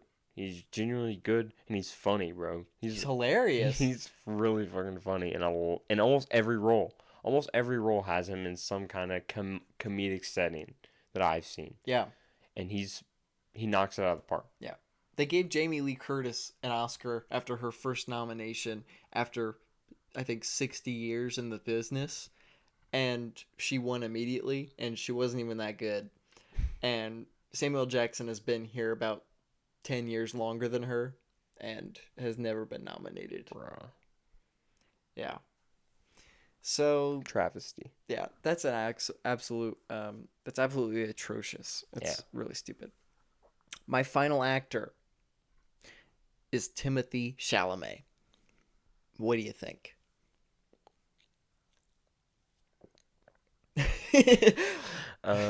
Audibly gulp. I think okay, so I'll say this. I really like Timothée Chalamet. Okay. I'm a big fan. I've seen a lot of good work from him. There's one big role I haven't seen of him yet, which is his work in Call Me by Your Name. Oh yeah. That's like the only big movie that I haven't seen of his yet. But everything else that I've seen him in, Dune, Beautiful Boy, those being the main two things, Bones and All as well, came out last year. Those are all really good performances from him. Really strong performances from him. In terms of he gets a lot of praise. That's known, you know. Yeah. He gets a ton of praise. You know, it's honestly hard to. He's definitely not underrated. I'll say that. Yeah, 100%. Yeah. Literally, people have called this man like the next Leo of the generation and stuff, like hyped him up to like an astronomical degree, literally comparing him to one of the greatest actors of all time. Not even like a generational thing. Yeah. Literally one of the greatest actors ever on screen. And Timothée Chalamet has been like compared to these guys at such like with such like narrow, or not narrow, but like such a small kind of filmography. Like he definitely has a decent amount of films already at like 28 or 27, whatever he is, but nothing like, not like a crazy amount, you know. He still has definitely a lot to work on and a lot to show in his future movies and everything. Right. I think I'll probably land on Properly Rated, just because I like him a lot. But fair. I could see Overrated if you're not the biggest fan of some of his works, or even if you feel kind of iffy or 50-50 on some of his work and stuff. Yeah, I'm going to go Overrated. Okay. Because I won't lie. I haven't even seen him in that much. Okay. I really have. I need to see more because I know he is not a bad actor, but I think he is overrated. And I don't even mean as, I'm not going to use this as a point, but he's also not what I would consider to be the most attractive man, and he still gets the most. He's like a skinny white boy, and that's what I am, and I'm not that attractive. But I mean, obviously, that's not part of the. I mean, a skinny white guy can be attractive. Yes, no, definitely. Tom Holland. You're pretty attractive. I mean, you're attractive. You're not unattractive, you know. Yeah, well, you're pretty attractive. I mean, you're attractive too. I mean. Shit, I mean, you can kiss right now. But you can. I'm just saying, you can be a skinny white guy and be, you know, an attractive person. But I also just don't think I don't see the appeal in him as a attractiveness. But that's not the point. The point is, I also just haven't seen him in any roles that I'm like, damn, he was really good. I've only ever seen him and been like, oh, Timothée Chalamet was in that movie. You know, he was acting. He did a fine job. But I've never seen him in something. What movies have you seen him in? I've seen him in French Dispatch. Yeah, French Dispatch. I've seen a little bit of him in Dune, and to me that just kind of feels like kind of sad boy. I mean, that's the role though. I guess, but I don't know. I mean, I think he's watch the movie, bro. It's hard. I mean, it's sad boy when like your dad literally dies. You have to be kind of like a sad boy kind of role. Yeah, I guess that's fair. I don't know. just from what I've seen. I definitely understand calling him overrated, though. I definitely understand because he gets a ton of praise, like a ton of praise. Yeah. For sure. Yeah. No, I get that. I see the I could even see properly rated at some point, you know, but I don't know. He's just what I've seen has not like wowed me. Yeah. I want to say, you know. I've also seen a lot of people say that he is kind of like one note, but I don't know that I'd say that either. Cause What do you mean by like he's one note? like he doesn't convey a whole lot of emotion. Like he is very kind of monotone in term, like not in like speaking, but also in just how he acts. This is what I see that in like some of like I don't know, some of like maybe his like more like I don't know, I can see that in I don't know, I don't really know a role that I see that in like uh there's some roles that like completely feel the opposite of that description, like his performance in Beautiful Boy, which I've heard he's really good in, which is and like I gotta watch the that. most emotional diversity probably he's shown on screen, and that's like the most expression and stuff that he's probably shown in any of his works, so far at least. But even like the French Dispatch, that's kind of like the point for him to be emotionally monotone. You know what I mean? Because that's like the Wes Anderson Right. comedy kind of thing. But I can agree maybe in some of his Bones and All. Bones and All is a pretty good performance from him, but I could kind of see maybe saying he's emotionally one note, but not really. I mean, he's good. He's definitely good in Bones and All. Definitely like the one of the two big like standout actors in the film, which is really the two lead actors. Right. But so he's definitely good in it. But I don't know about he could feel emotionally modest, and he's also in Interstellar for like 3 minutes or something. He's like the son.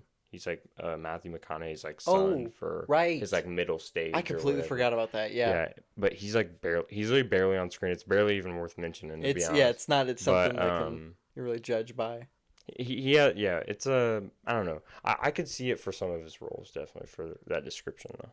Yeah, but that is the overrated, underrated, properly rated game. Sure. Unless did you have another one? No. Okay. Yeah, that was that game. Yeah. Let us know if you want to see that again. That was fun. Let us know how wrong we were. Yeah, tell us how right we were. Yeah. Everything we just said was correct and factual. For sure.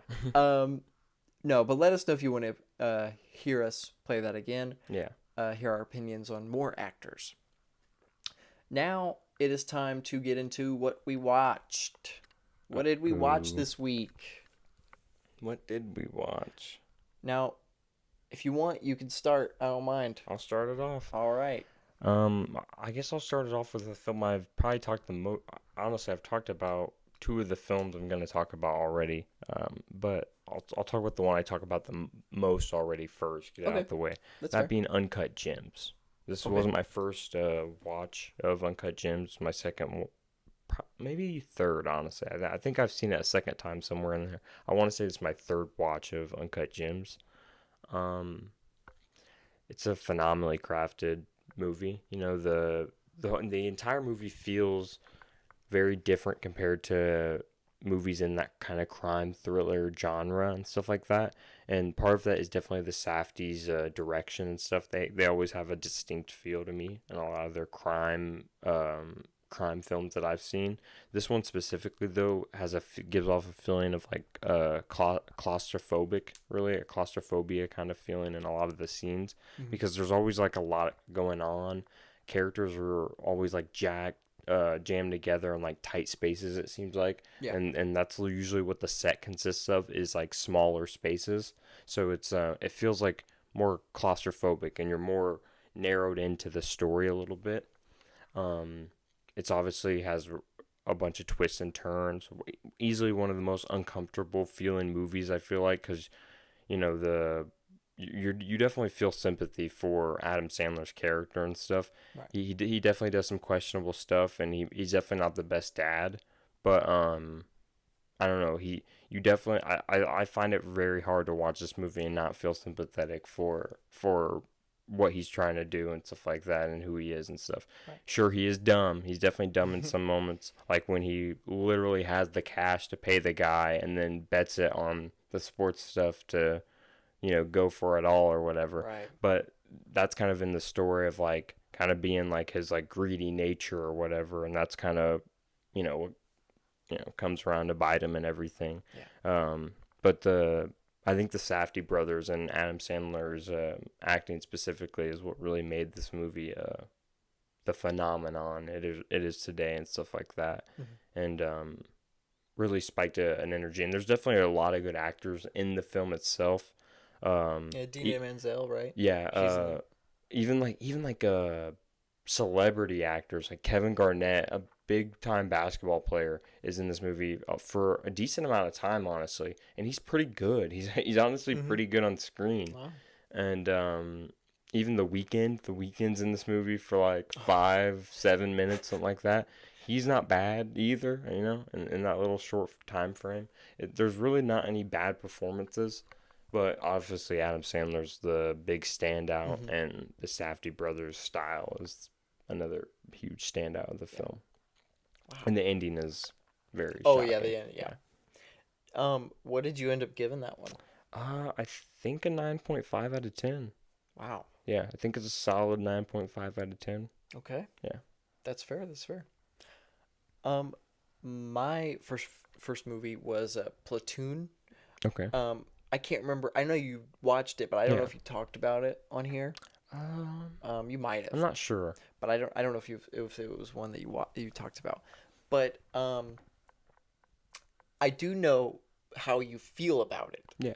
You think, if I'm not mistaken, you think it's one of the best war movies. In terms of what I've seen, which I haven't seen like a lot of like the big name war movies, but I think it's probably my favorite over like the ones that I've seen, like being Hacksaw Ridge, and I think it's slightly better than All Quiet on the Western Front, probably the remake of All Quiet on the Western Front. Obviously, those are like those two and Platoon are like the three big war movies I've seen, and Platoon is probably my favorite out of the three, I'd say. Okay, now here's my hot take.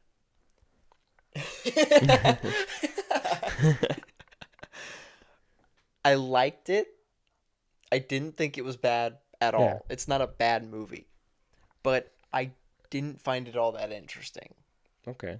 The best thing I can say about it is the acting from Willem Dafoe and Charlie Sheen, especially. Yeah. Which, by the way, Charlie Sheen should have been in more like this. Yeah, I really wish he took his career like this, like the route that what he shows in Platoon for sure. It's really unfortunate that it didn't go that way, but I enjoyed it, but I didn't find myself like in it. I was watching it, but I was more so kind of looking at it than I was really like watching it. And that's not to say like I wasn't like I was ignoring the movie. Yeah. Because I was watching it. I was watching the movie. But it didn't grab me. Mm-hmm. It wasn't... It was a story of innocence lost that I think a movie like All Quiet on the Western Front did better. I honestly thought it was... I think it did the theme of innocence lost better. But I think as a movie, I think I like Platoon still better than All Quiet. Right. I think what really grabbed me in Platoon was... it was the scene where they like go to the village or whatever, and like they like torture kind of and kill a bunch of like the innocent Vietnamese people there. That was like because I kind of felt the way that you are explaining like kind of like didn't really grab me up until that like village scene. I think that village scene that's what really grabbed me, I think, specifically, and I also was really in it for Willem Dafoe's character. I really loved Willem Dafoe's character, and the conclusion of his character is a very, very dope scene. Very, very tragic, obviously, considering like the context behind it and stuff. But very iconic kind of dopeness around it. Yeah, it's I feel exactly it. Honestly, I was watching.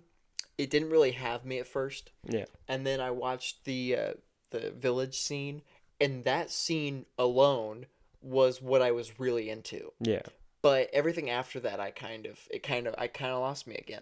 I think what really held it together for me, at least after the village scene, was probably Tom Berenger, who played like the antagonist or whatever. Yeah, Um, crazy guy. I forget what his exact name was or what in It the was film. Barnes. Yeah. Oh yeah, Yeah, Barnes. Yeah. Lieutenant Barnes. Lieutenant Barnes. Sergeant Yeah.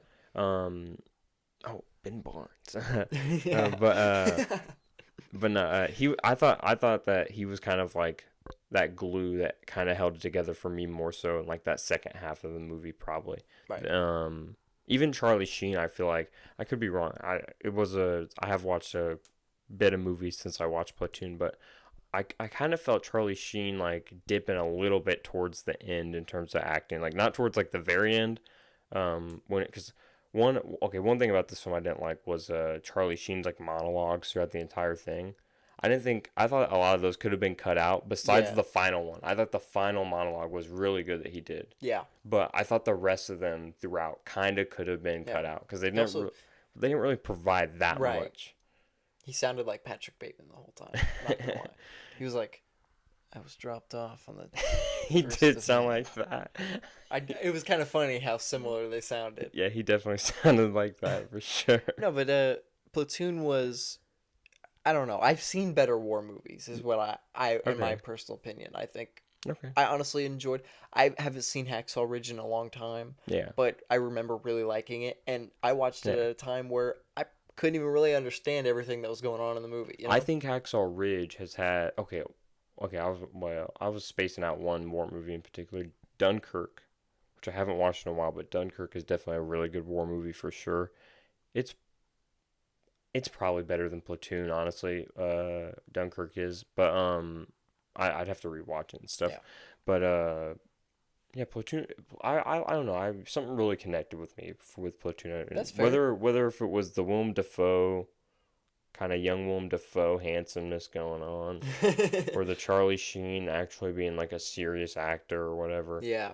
It was. I thought it was a good film. Yeah. But I- which it sounded like you liked it, but just like it didn't really grab you Yeah. enough, really. I don't want to say I didn't really like it. I mean, I probably won't watch it again. Yeah. But I didn't have a bad time watching it. You Yeah. know, I ended up giving it a 6.5, Yeah. Okay. which is, it's not. It's almost a 7, where it's like it's a good movie, but something kept me from giving it a 7 because I feel like 7 was just too high. Okay. But Okay. yeah, That's cool. Yeah. Okay, so my next movie I'm going to talk about will be another movie I talked about a little bit, The Lobster. So this is an A24 movie. Mm-hmm. It's a rom-com kind of film. Although it's like a rom-com, but the comedy is more of like darker. Like it's like like cancer jokes or something like that instead of like flirting the entire time or whatever. It's a pretty cool premise in the fact that it's like science fiction a little bit with where it's like, oh, you got to find a date or you're going to turn into an animal or whatever. Yeah. And then it's obviously so the main point of the animals or whatever is that like you have to find someone who matches the same animal. So they ask you at the beginning of like when you get sent to the hotel or whatever, they ask you at the beginning what animal you want to get turned into. And the main character being Colin Farrell says lobster. That's why the movie's called a lobster. And you have to search for someone who picked the same animal as you. Oh. And you have to match with them.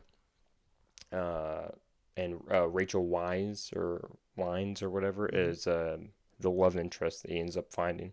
And she's pretty good. She's pretty good in the film. I think Colin Farrell, he gets a lot more screen time, so he definitely has a lot more impact in the film overall. Yeah. But she's good when she's there. It also has the girl from the French Dispatch in the prison guard. Her name's like Leigh Sado. Yeah. Mm-hmm. She's like a French girl or something like that, French actor, I'm pretty sure. She's in the film a little bit too. She's pretty good. There was someone else. I think. It was like John C. Reilly or something like that. The guy from Step Brothers. Yeah. Yeah, he was in it too. He was pretty funny and stuff. Yeah. While he was there. It was a good. It was also A24. It was Right. it was a good little fun rom-com, you know. Had a cooler premise than some rom-coms, you know, to make it a little more interesting. Yeah. And the comedy was a little darker, so kind of actually got some like genuine good laughs out of it, you know. So Yeah. it was pretty That's fun. good. Yeah. What'd you end up giving that one? I think 7.5, something like that. That's fair. My next movie was also an A24 film. Okay. Can't get away from him. Yeah. It was Moonlight, which obviously won Best Picture in 2016. Moonlight. Yeah. Moonlight is one best picture. Yeah. La La Land. Oh, I'm sorry. There's been a mistake. This story is very real. It's simply just about a gay black man in the streets of Miami. Yeah. And obviously, it's taking 3 separate struggles and just kind of combining them together. Growing up gay, growing up black, and growing up poor. Yeah. And throwing them together, and it's a really sad story. Yeah. It truly is just a heartbreaking story, you know. Yeah. I really liked your review on this one specifically because I didn't actually know that it was like about the guy at like 3 different points in his life or whatever, and that's like Yeah. what the 3 different like pictures are for in Yes, the poster and all stuff. 3 actors. That's really cool. That's really sounds like a really dope premise and stuff. Yeah. Moonlight's been on my watch list for a while. Definitely got to watch it soon for Yeah, sure. yeah. It's the poster's obviously all 3 actors, which, Yeah. by the way, the best part of the film is all 3 actors. They are all they're all as good as each other. I don't think there's one that's better than the other. Even the Nice. little boy is like as good as the other 2. Nice. And I don't know who casted these guys, but they all feel like the same human being. Like, Yeah. I'm not talking like they look like the same guy, but they also keep the consistency of like him being a teenager as compared to the little boy. You would assume that it's him as a teenager. Yeah. Or That- like that as an feeling or adult. whatever kind Yeah. of that natural feeling. Right. Yeah. It's a true natural feeling of progression of a person. Yeah. And I don't know who casted these guys because they all look the same and they all act the same. Yeah. And it's incredible. They're so good. Yeah. If I had to say that one of them was a little bit better than the others, just in terms of experience and like one just being better, Yeah. it was probably the older actor. Yeah. I can't remember his name right now, but he He doesn't look familiar. well, I saw that he was in something that I had seen before, but I can't remember at all what it was. Yeah. He had like a small part in something else that I had seen. Yeah. But the movie is very heartbreaking, and Mahershala Ali is in it. Oh, dope. But when it started, I was like, "Oh, Mahershala, he's in this." Yeah. And while I was watching it, I kind of realized that I don't remember any other parts. He's not in it for very long. It's his part is very small. Oh, actually, I remember. I've actually seen like a screenshot. I think of like, is he in like the water? In the or water, something? yeah. I've It's a very seen it. famous scene from Yeah. the movie. It's honestly one of the best scenes in the movie. Okay. Actually, all the best scenes in that movie take place on that beach, because that beach is a recurring setting. Oh, It goes okay. back there each time he's each lifetime. Different age. or Each whatever. age, yeah. Okay. No, but it's really good. It's very somber. And it's genuinely like sad the whole way through. Like there's almost Yeah. nothing uplifting about it until the end. The end is where you get that hope and that like finally. I like movies like that where it's like, you know, it's like reality kind of, you know. It's like, yeah, there's a bunch of bad stuff and it's real somber. It's real, you know. It's very sad and it's somber, and it's depressing as well, but it's true, you know. And then, Yeah. but at the end of like films like that, you end it in a way that you tell the audience that, you know, there is still meaning to stuff, and there is Yes. still worth and stuff and Yeah. life and everything. And films like that, I think, always have pretty good themes around them and stuff, especially with dealing like with your story that way and stuff. I like stories like that for sure. It's I ended up giving it a A 9 out of 10. It's very 9 out of good. 10. Okay. Very I good. definitely gotta watch it for sure. Yeah, it's an incredible film. Nice. So my next film will be Jackie Brown, which is Okay. a Quentin Tarantino movie. It's the next movie he came out with after Pulp Fiction. Right. Um, so this is from my understanding at least, this is like a polarizing Quentin Tarantino movie. And by what do you mean by that? So I mean like people are at different ends basically about the movie. A lot of people either like really like Jackie Brown, Okay. or they just kind of feel about it, or they hate Jackie Brown. It's Okay. like one of those three. Now, I really like Jackie Brown. Okay. Now, I am a fan of the Tarantino style. I'm familiar with his movies. This was my first time watching Jackie Brown, so I haven't seen this particular film before beyond this time, but I am familiar with the Tarantino style of movies and Right. stuff, the style of storytelling and stuff. But this one, I don't know, this one just felt like, it feels like, so Kill Bill, I described Kill Bill like Quentin Tarantino having like his most fun Yeah. with the action setting and just going over the top. And this, he keeps it grounded, but still has, I think, the most fun in the crime kind of comedy setting, like the Okay. Pulp Fiction kind of setting. And that I don't think at all that Jackie Brown's better than Pulp Fiction, but I think Jackie Brown has a lot of elements that Pulp Fiction doesn't, and it's a lot of the lightheartedness, a lot of like fun, upbeat tone that Jackie Brown keeps, despite having like a pretty menacing antagonist. Maybe, I don't know about equally as menacing as the antagonists in Pulp Fiction, but Jackie Brown's antagonist is actually played by Samuel L. Jackson, Oh, and okay. he's actually a really good antagonist in the movie. I'm not gonna lie. Yeah, I don't doubt it. He's honestly one of the best. Probably honestly, I think I'd say the second best part of the movie is Samuel L. Jackson's antagonist role. It's always like it's a role for him where you never know what he's gonna do next. Okay. And it's a really nice villain role for him. And Jackie Brown, the title character, Right. played by Pam Grier, is the standout, bro. I don't even know who Pam Grier is. This is my first movie I've watched by her, but I'm definitely gonna watch more Pam Grier movies because, bro, she was good as hell, bro. She was good.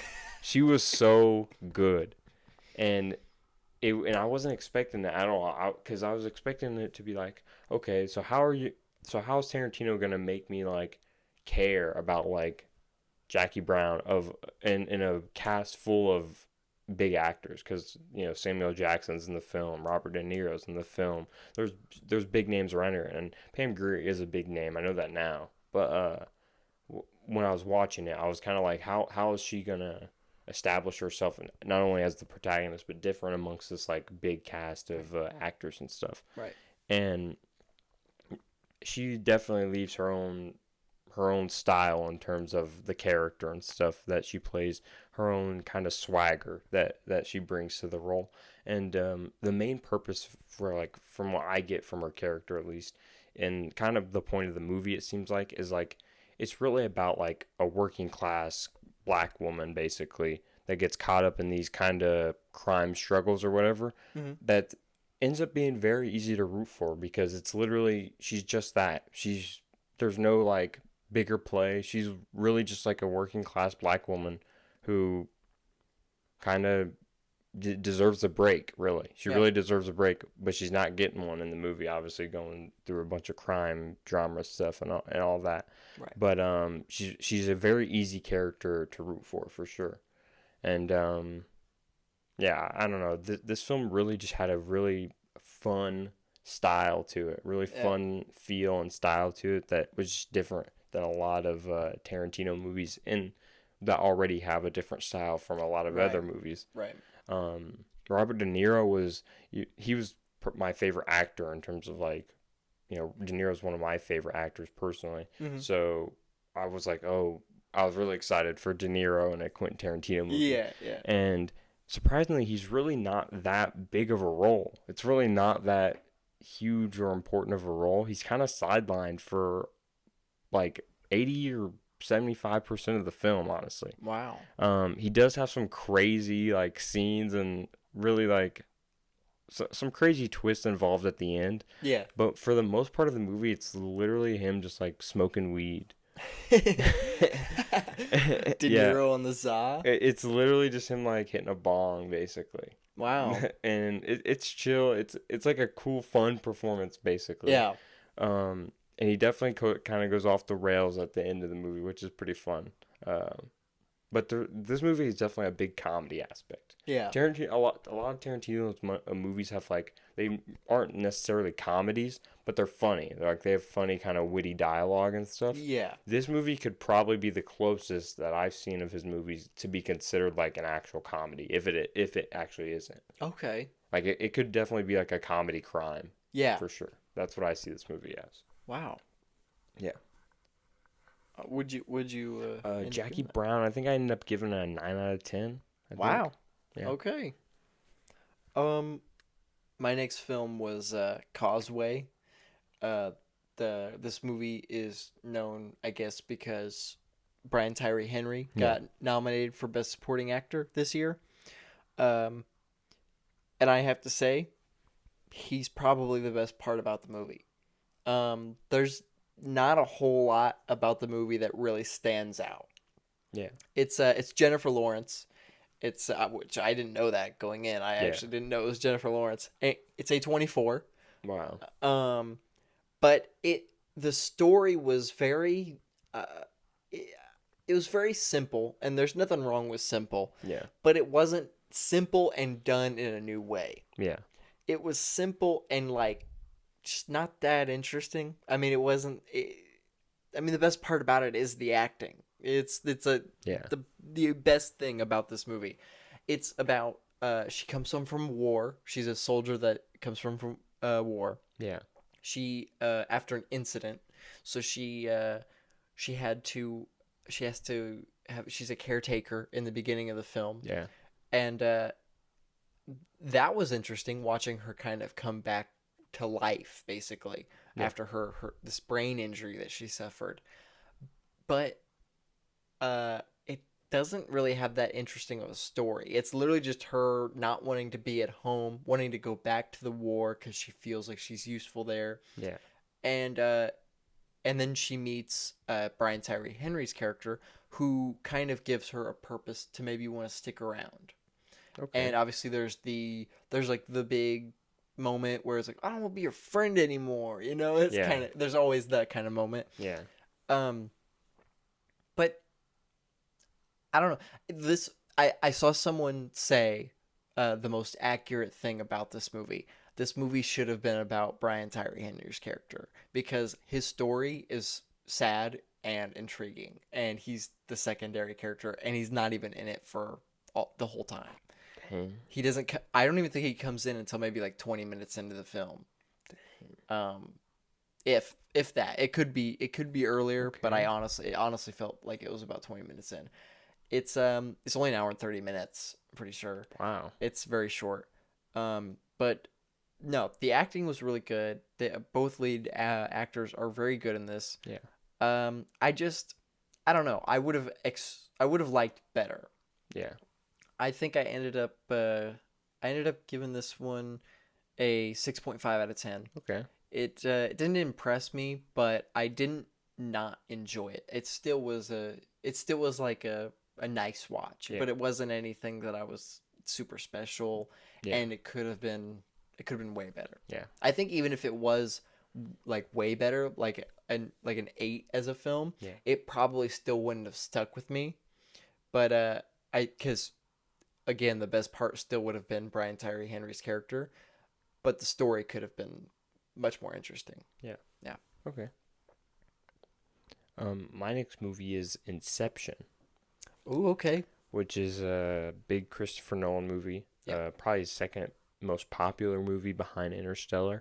Yeah, probably. If not first, honestly, it might be more popular than Interstellar. I don't know, but it's definitely in that realm.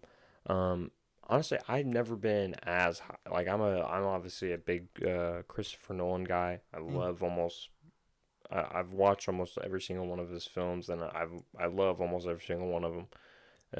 Basically all of them. I like all of them for sure. Yeah. And I don't know. I think I've never been as high on Inception as everyone else has in my previous 2 viewings of the film. Yeah. I've never been as high, but I don't know, man. Something about this third viewing. Maybe it's like the greater appreciation I have for some of the stuff that goes on in it. But it's a phenomenal film, man. Inception is so good. Completely flipped. It's so good, bro. It's such a good film. The Not only the effects, which I know the effects are what gets like the most praise, Mm-hmm. which they deserve it. The effects are crazy. Right. But dude, that score, bro, that Hans Zimmer Inception score is crazy. Hans Zimmer goes crazy. I know we're taught like he always goes crazy. He always. And like his Interstellar score is amazing. Mm-hmm. And it's probably better than the Inception score, but the Inception score, bro, that stuff is amazing. And in the film, it fits so well, bro. It fits so perfectly. And Inception is one of the Nolan films that gets the most like, oh, bro, he's just doing random shit now, bro. He's just a dream inside of a dream, bro. No one just throwing shit together. Yeah, he's just throwing shit at the wall. But honestly, really, I don't think Inception. This may be a hot take, but I don't think Inception is that like complicated of a film to follow along with.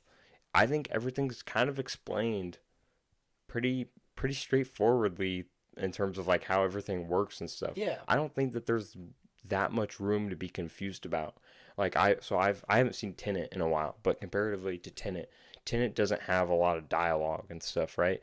That's a lot of the big part that keeps that is like why Tenet is like so hard to understand and stuff is because there's so much ambiguity in it.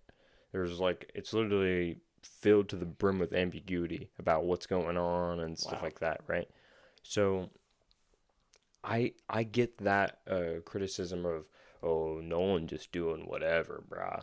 I get that for Tenet, but I don't get it for Inception really because it's a pretty, the things that are happening, the way that the system that they're doing stuff, that's all pretty much explained pretty early on. There are some twists and turns in it, but really it's not that complicated as long as you pay attention. Really, yeah. As long as you're paying attention, it's pretty much explained. Yeah, and you're good, really. Oh. But yeah, I liked Inception a lot more this viewing. Definitely hit me more emotionally as well than other previous times. Mainly the Leonardo DiCaprio performance. That's like the main performance of the film.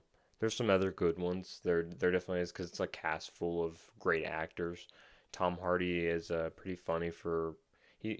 Tom Hardy plays like a James Bond kind of funny guy of the group, which is pretty cool. He like rags on Joseph Gordon-Levitt for being like the American guy in the group and stuff. Even though I'm pretty sure Leo is American too, but it's cool. But yeah, Joseph Gordon-Levitt and Tom Hardy kind of have like a back and forth kind of relationship. It's pretty fun. Yeah, it's just a stacked cast. Yeah. You'll see like when you watch the film you really understand like because they'll literally just have a big actors come out of nowhere really and just join the crew kind of which is cool. It's fun and even like the like antagonist or not the antagonist, there really isn't like an antagonist. I mean, there is an antagonist in like every film, but there's not like a villain or whatever in Inception really. If anything, the people you're following are kind of the bad guys, but not really. Okay. But they kind of are, but not really. Yeah. But Cillian Murphy's character is like probably like the biggest side character that's like really good. Mm-hmm. He's like the standout side character, I'd say, because his story's like very emotional. I think it has probably the second most emotional connection with the audience. Just in terms of what I've heard and stuff, his performance gives the second, or his character and performance gives the second like biggest emotional connection besides Leo's. So yeah, pretty good film. I think I ended up ranking it like a 9.5 out of 10. Used to be like a 8.5 for me, probably maybe even an 8. Probably not though. Probably like an 8.5. But Yeah. it's a 9.5 now. Nice. I gotta watch Inception. I gotta watch all of Nolan's films. Yeah, but for sure. Inception is one that I know is up there. That's like gotta watch it. Yeah. You know. My next one was This Is the End. Yeah. Have you seen This Is the End? Yeah, I watched it a while back. Yeah. Yeah. It's one of my favorite comedies. Yeah. I think it does the kind of Seth Rogen and James Franco humor of like weed and dick jokes. Yeah. I think it does it the best because yeah. it's them playing themselves. Obviously, they play themselves and everything, but they're truly playing themselves in this. Yeah, literally. If you don't know what This Is the End is, it's a film about like a bunch of actors have a party, and then the end of the world, the rapture, the biblical rapture and judgment day happens. Yeah. And it's an apocalypse film with like 6 famous actors. Those 6 actors being Seth Rogen, Jonah Hill, James Franco, Craig Robinson, Jay Baruchel, and Danny McBride. Yeah. I don't have a whole lot to say on it. It's just honestly one of the best Seth Rogen films. Yeah. It's honestly probably my favorite Seth Rogen film. This movie feels like I haven't watched it in a while, but when I last watched it, it felt like the Avengers of comedy to me. That's exactly how I felt. Because it was like a bunch of big, great comedy actors that I know and love. And even actors outside of that, like I think Rihanna's in the movie for a little bit. Emma Watson's in the movie. I think Channing Tatum's in the movie. Yeah. His role's very interesting, I'm pretty sure. Paul Rudd, he runs down the sidewalk with a beer or like a wine glass, like he's late to the party, and it's all happening. He's like, "What is happening?" I think I don't know. In terms of like the most humor, I think maybe Jonah Hill's character in this movie is one of the funny. He's hilarious. He has my favorite joke in the entire movie, and obviously the joke is that he's overly nice. Yeah. Like he's too nice. Yeah. And especially the main guy. Yes, Jay Baruchel. Yeah. When he meets Jay Baruchel when they come into the movie together, when he meets him, he goes he's like, "What have you been doing?" And he goes, "Yeah, well, we pulled up at Seth's house and we've just been playing games and smoking weed." And he goes, "That's tight. Weed is tight. Weed is tight." And something about him just going, "Weed is tight. Weed is tight." It's just so funny. And the other joke, it's in the same conversation. Jay makes a reference to a movie or something. Oh my god! And I don't even know what it was too. And he goes, "Dude, great reference. Everyone knows you have the greatest references. We always talk about it." And it's so funny. You have the best references. Everybody does. Bro, what's so funny about it is I saw a Seth Rogen interview. Apparently that relationship specifically is like based off like how they are in real life too. Really? Like Jonah Hill's like super nice to him, and he's just kind of like, "Whatever, Jonah, fuck off." That's hilarious. I love Jonah Hill's character is great because honestly all of their characters are great because they all play how the media perceives them as actors in real life. Yeah. It's perfect. Like, that's exactly how it is. Seth Rogen, I don't think he does anything in the movie that like at all that's like a distinct thing where he has like an arc. Like he's literally just Seth Rogen the whole time. Yeah. He's nice, he's Jewish, and he's high. You know, I will say this movie has the best depiction of heaven in any movie ever. The Backstreet Boys are doing a live concert. Amazing. They have like a Ferris wheel, I think a roller coaster going on, and everyone's smoking weed. It's like it's like the best heaven. The best heaven in any film. Yeah. And it ends pretty well too. I mean, it's honestly just a super fun comedy movie the entire time. Yeah, it really is. I like obviously Jonah Hill is like the overly nice but secretly like hates everybody, self-centered. Yeah. Oh, I love this. I love the part when he goes when Danny McBride is like making fun of all of them, and he goes to Jonah. He goes, "You're an Academy nominated." He's like, "You're an Academy Award nominated person. You should be like really selling this shit." And he goes, because earlier he said like, "There's been a lot of fatalities," and then he looks at it and he goes, "Fatalities." And he's like, and Danny's like, all right, that was pretty good. I'm not gonna lie. It's so good. And then Danny's obviously the kind of antagonist because Yeah. he's like the bad guy in He's every always film he's he's in. always like that. Yeah. I feel like Uh, Danny McBride is so fucking funny too, He's bro. He's hilarious. hilarious in this one too. Yes, he's so good. He has great line delivery a lot. I find like a lot of Yeah. the way he delivers lines is just so funny, bro. It's hilarious. It's on point. Yeah. It's perfect. Yeah, he's like, I'm out of here. I don't even want to be here anymore. And his entrance into the film is iconic. I don't know if you remember it, but it's him in the tub, and he gets out, and it's I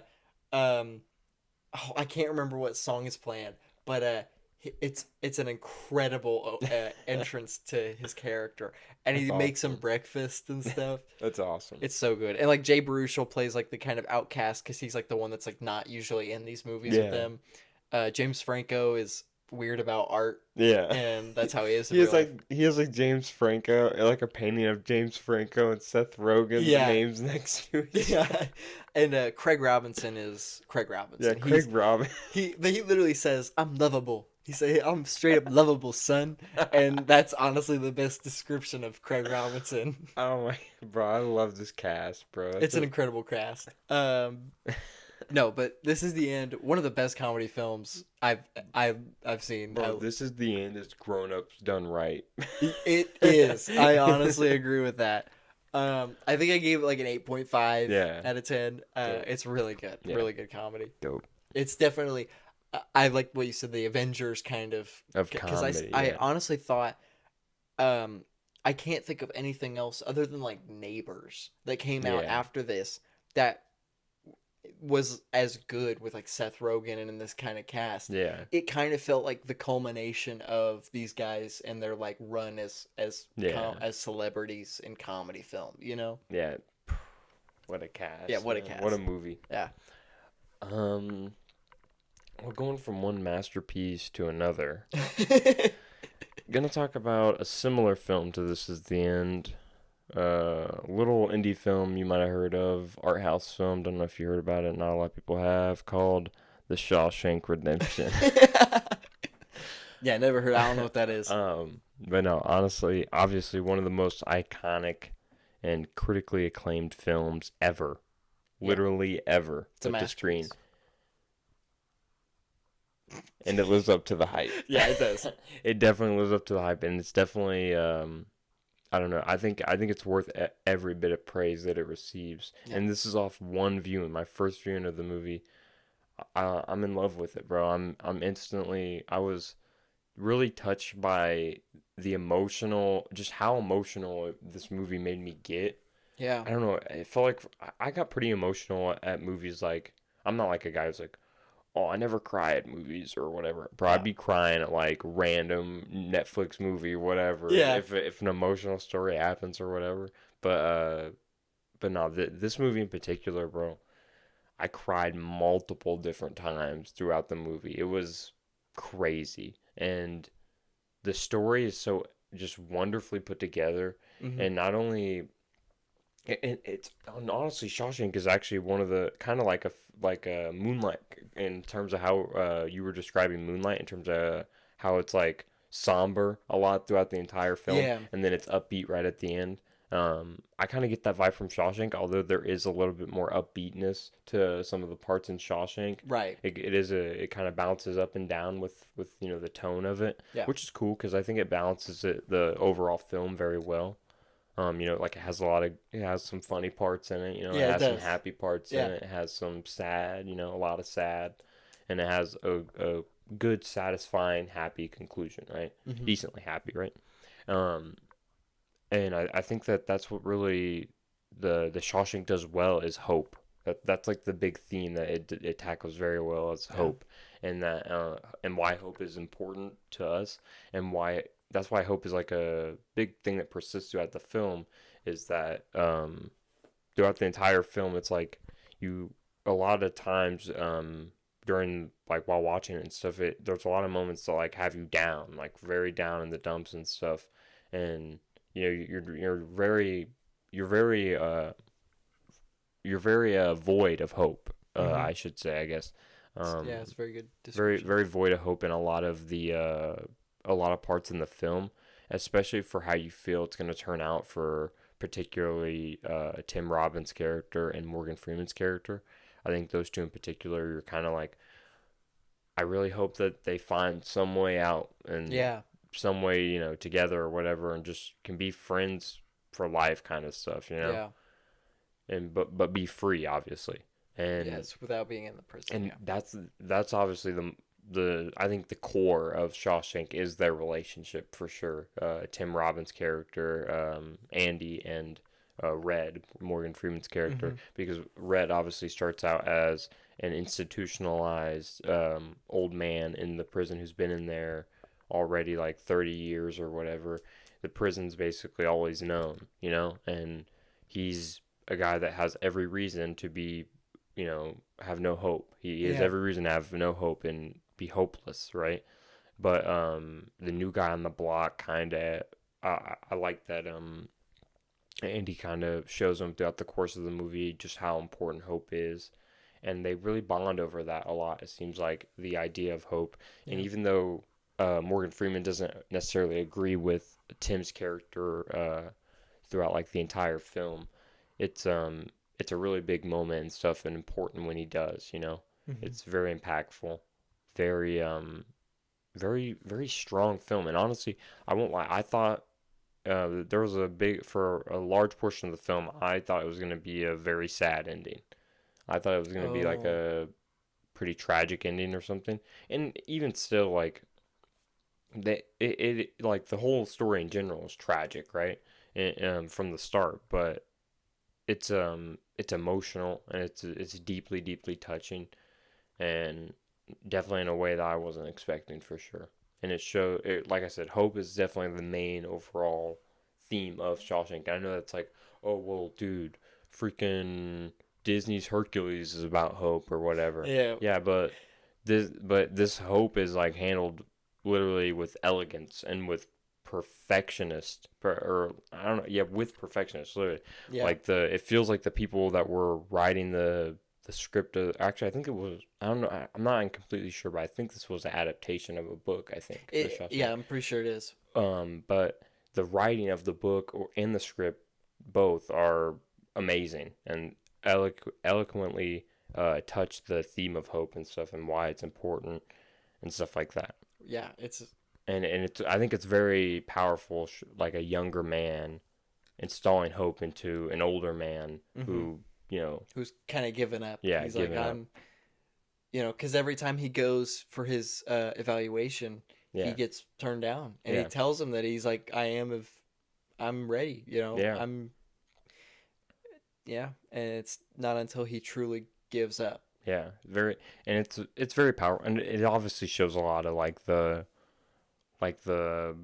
bad stuff like that the police guards and stuff do as well, like that, and like the underhanded like shadiness and stuff of prisons in general. Definitely shows that as well. Clancy Brown Um, is Yeah, Clancy Brown. upsetting in this Yeah, movie. very, Yeah, very upsetting. Yeah, but still, it's very powerful. It's a masterpiece. I mean, it's a must watch movie for sure. yeah, it is, and I know Yeah, you gave it a 10, 10 right? out of 10 And for I my would, 100th reviews. The yeah, Shawshank was my 100th review. what a watch. Gave it a 10 out of 10. Cried, I think, like 6 or 7 times total, probably. It I have to was. review it, but I know it's a 10. I was So I was crying like the last like half hour straight of the film, I think, honestly. it's it's truly a masterpiece Yeah. film. Yeah.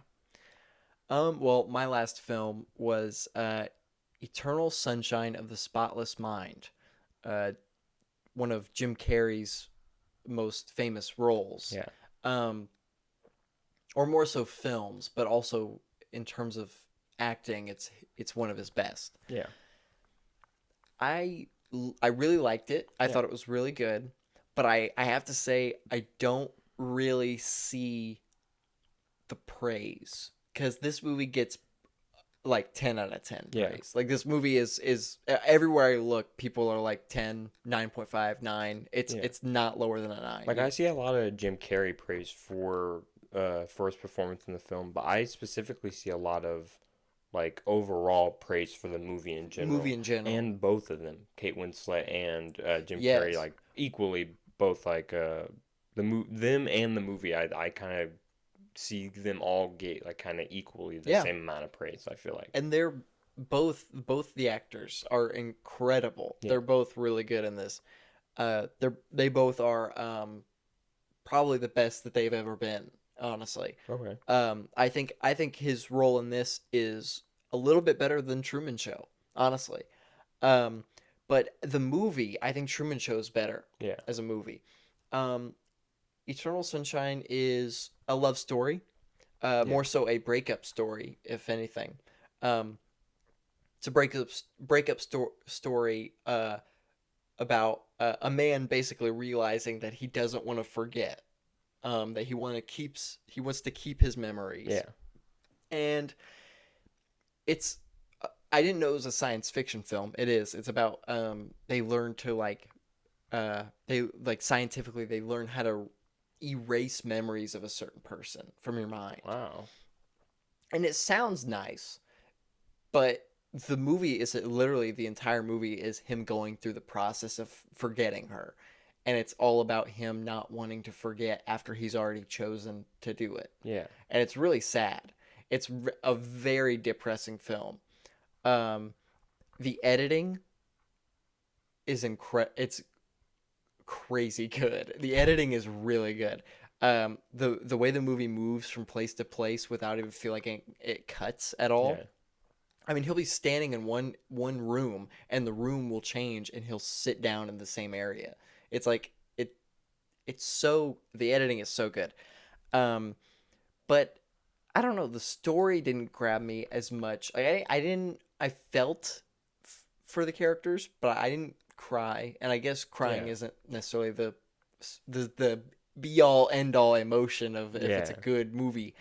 But I don't know. It didn't really make me feel as much as I thought it might. That's not to say at all that it was bad, because it was really good. It was really good. But I don't know. It didn't resonate me with as much as other films like Her. This is a movie that I can compare, or that I could compare to Her with Joaquin Phoenix and Scarlett Johansson. I think that movie did a premises like this a little bit better. Okay. I don't know. I really don't have a whole lot to say on it, because the acting is good, the story is good, but it's just not as grabbing as I thought it might be. Yeah. Maybe on a rewatch I can give it a better score, but I still gave it an 8.5, I believe. So, Okay. But it was no, it's a pretty good film, It's a and you might respectable like it more than me if you watch it, Yeah. But I don't know. It just didn't. Everybody was telling me, was like, "Oh, it's so good, you got to watch it," and I'm like, Yeah. "Okay, I'll watch it," and it wasn't as good as I think people might say. But you still thought it was good and stuff. Yeah, I still thought it was good. I would still watch it again. Yeah. But yeah, it was good. Okay. Cool. Yeah. That's nice. I'll have to check that one out for sure. Yeah.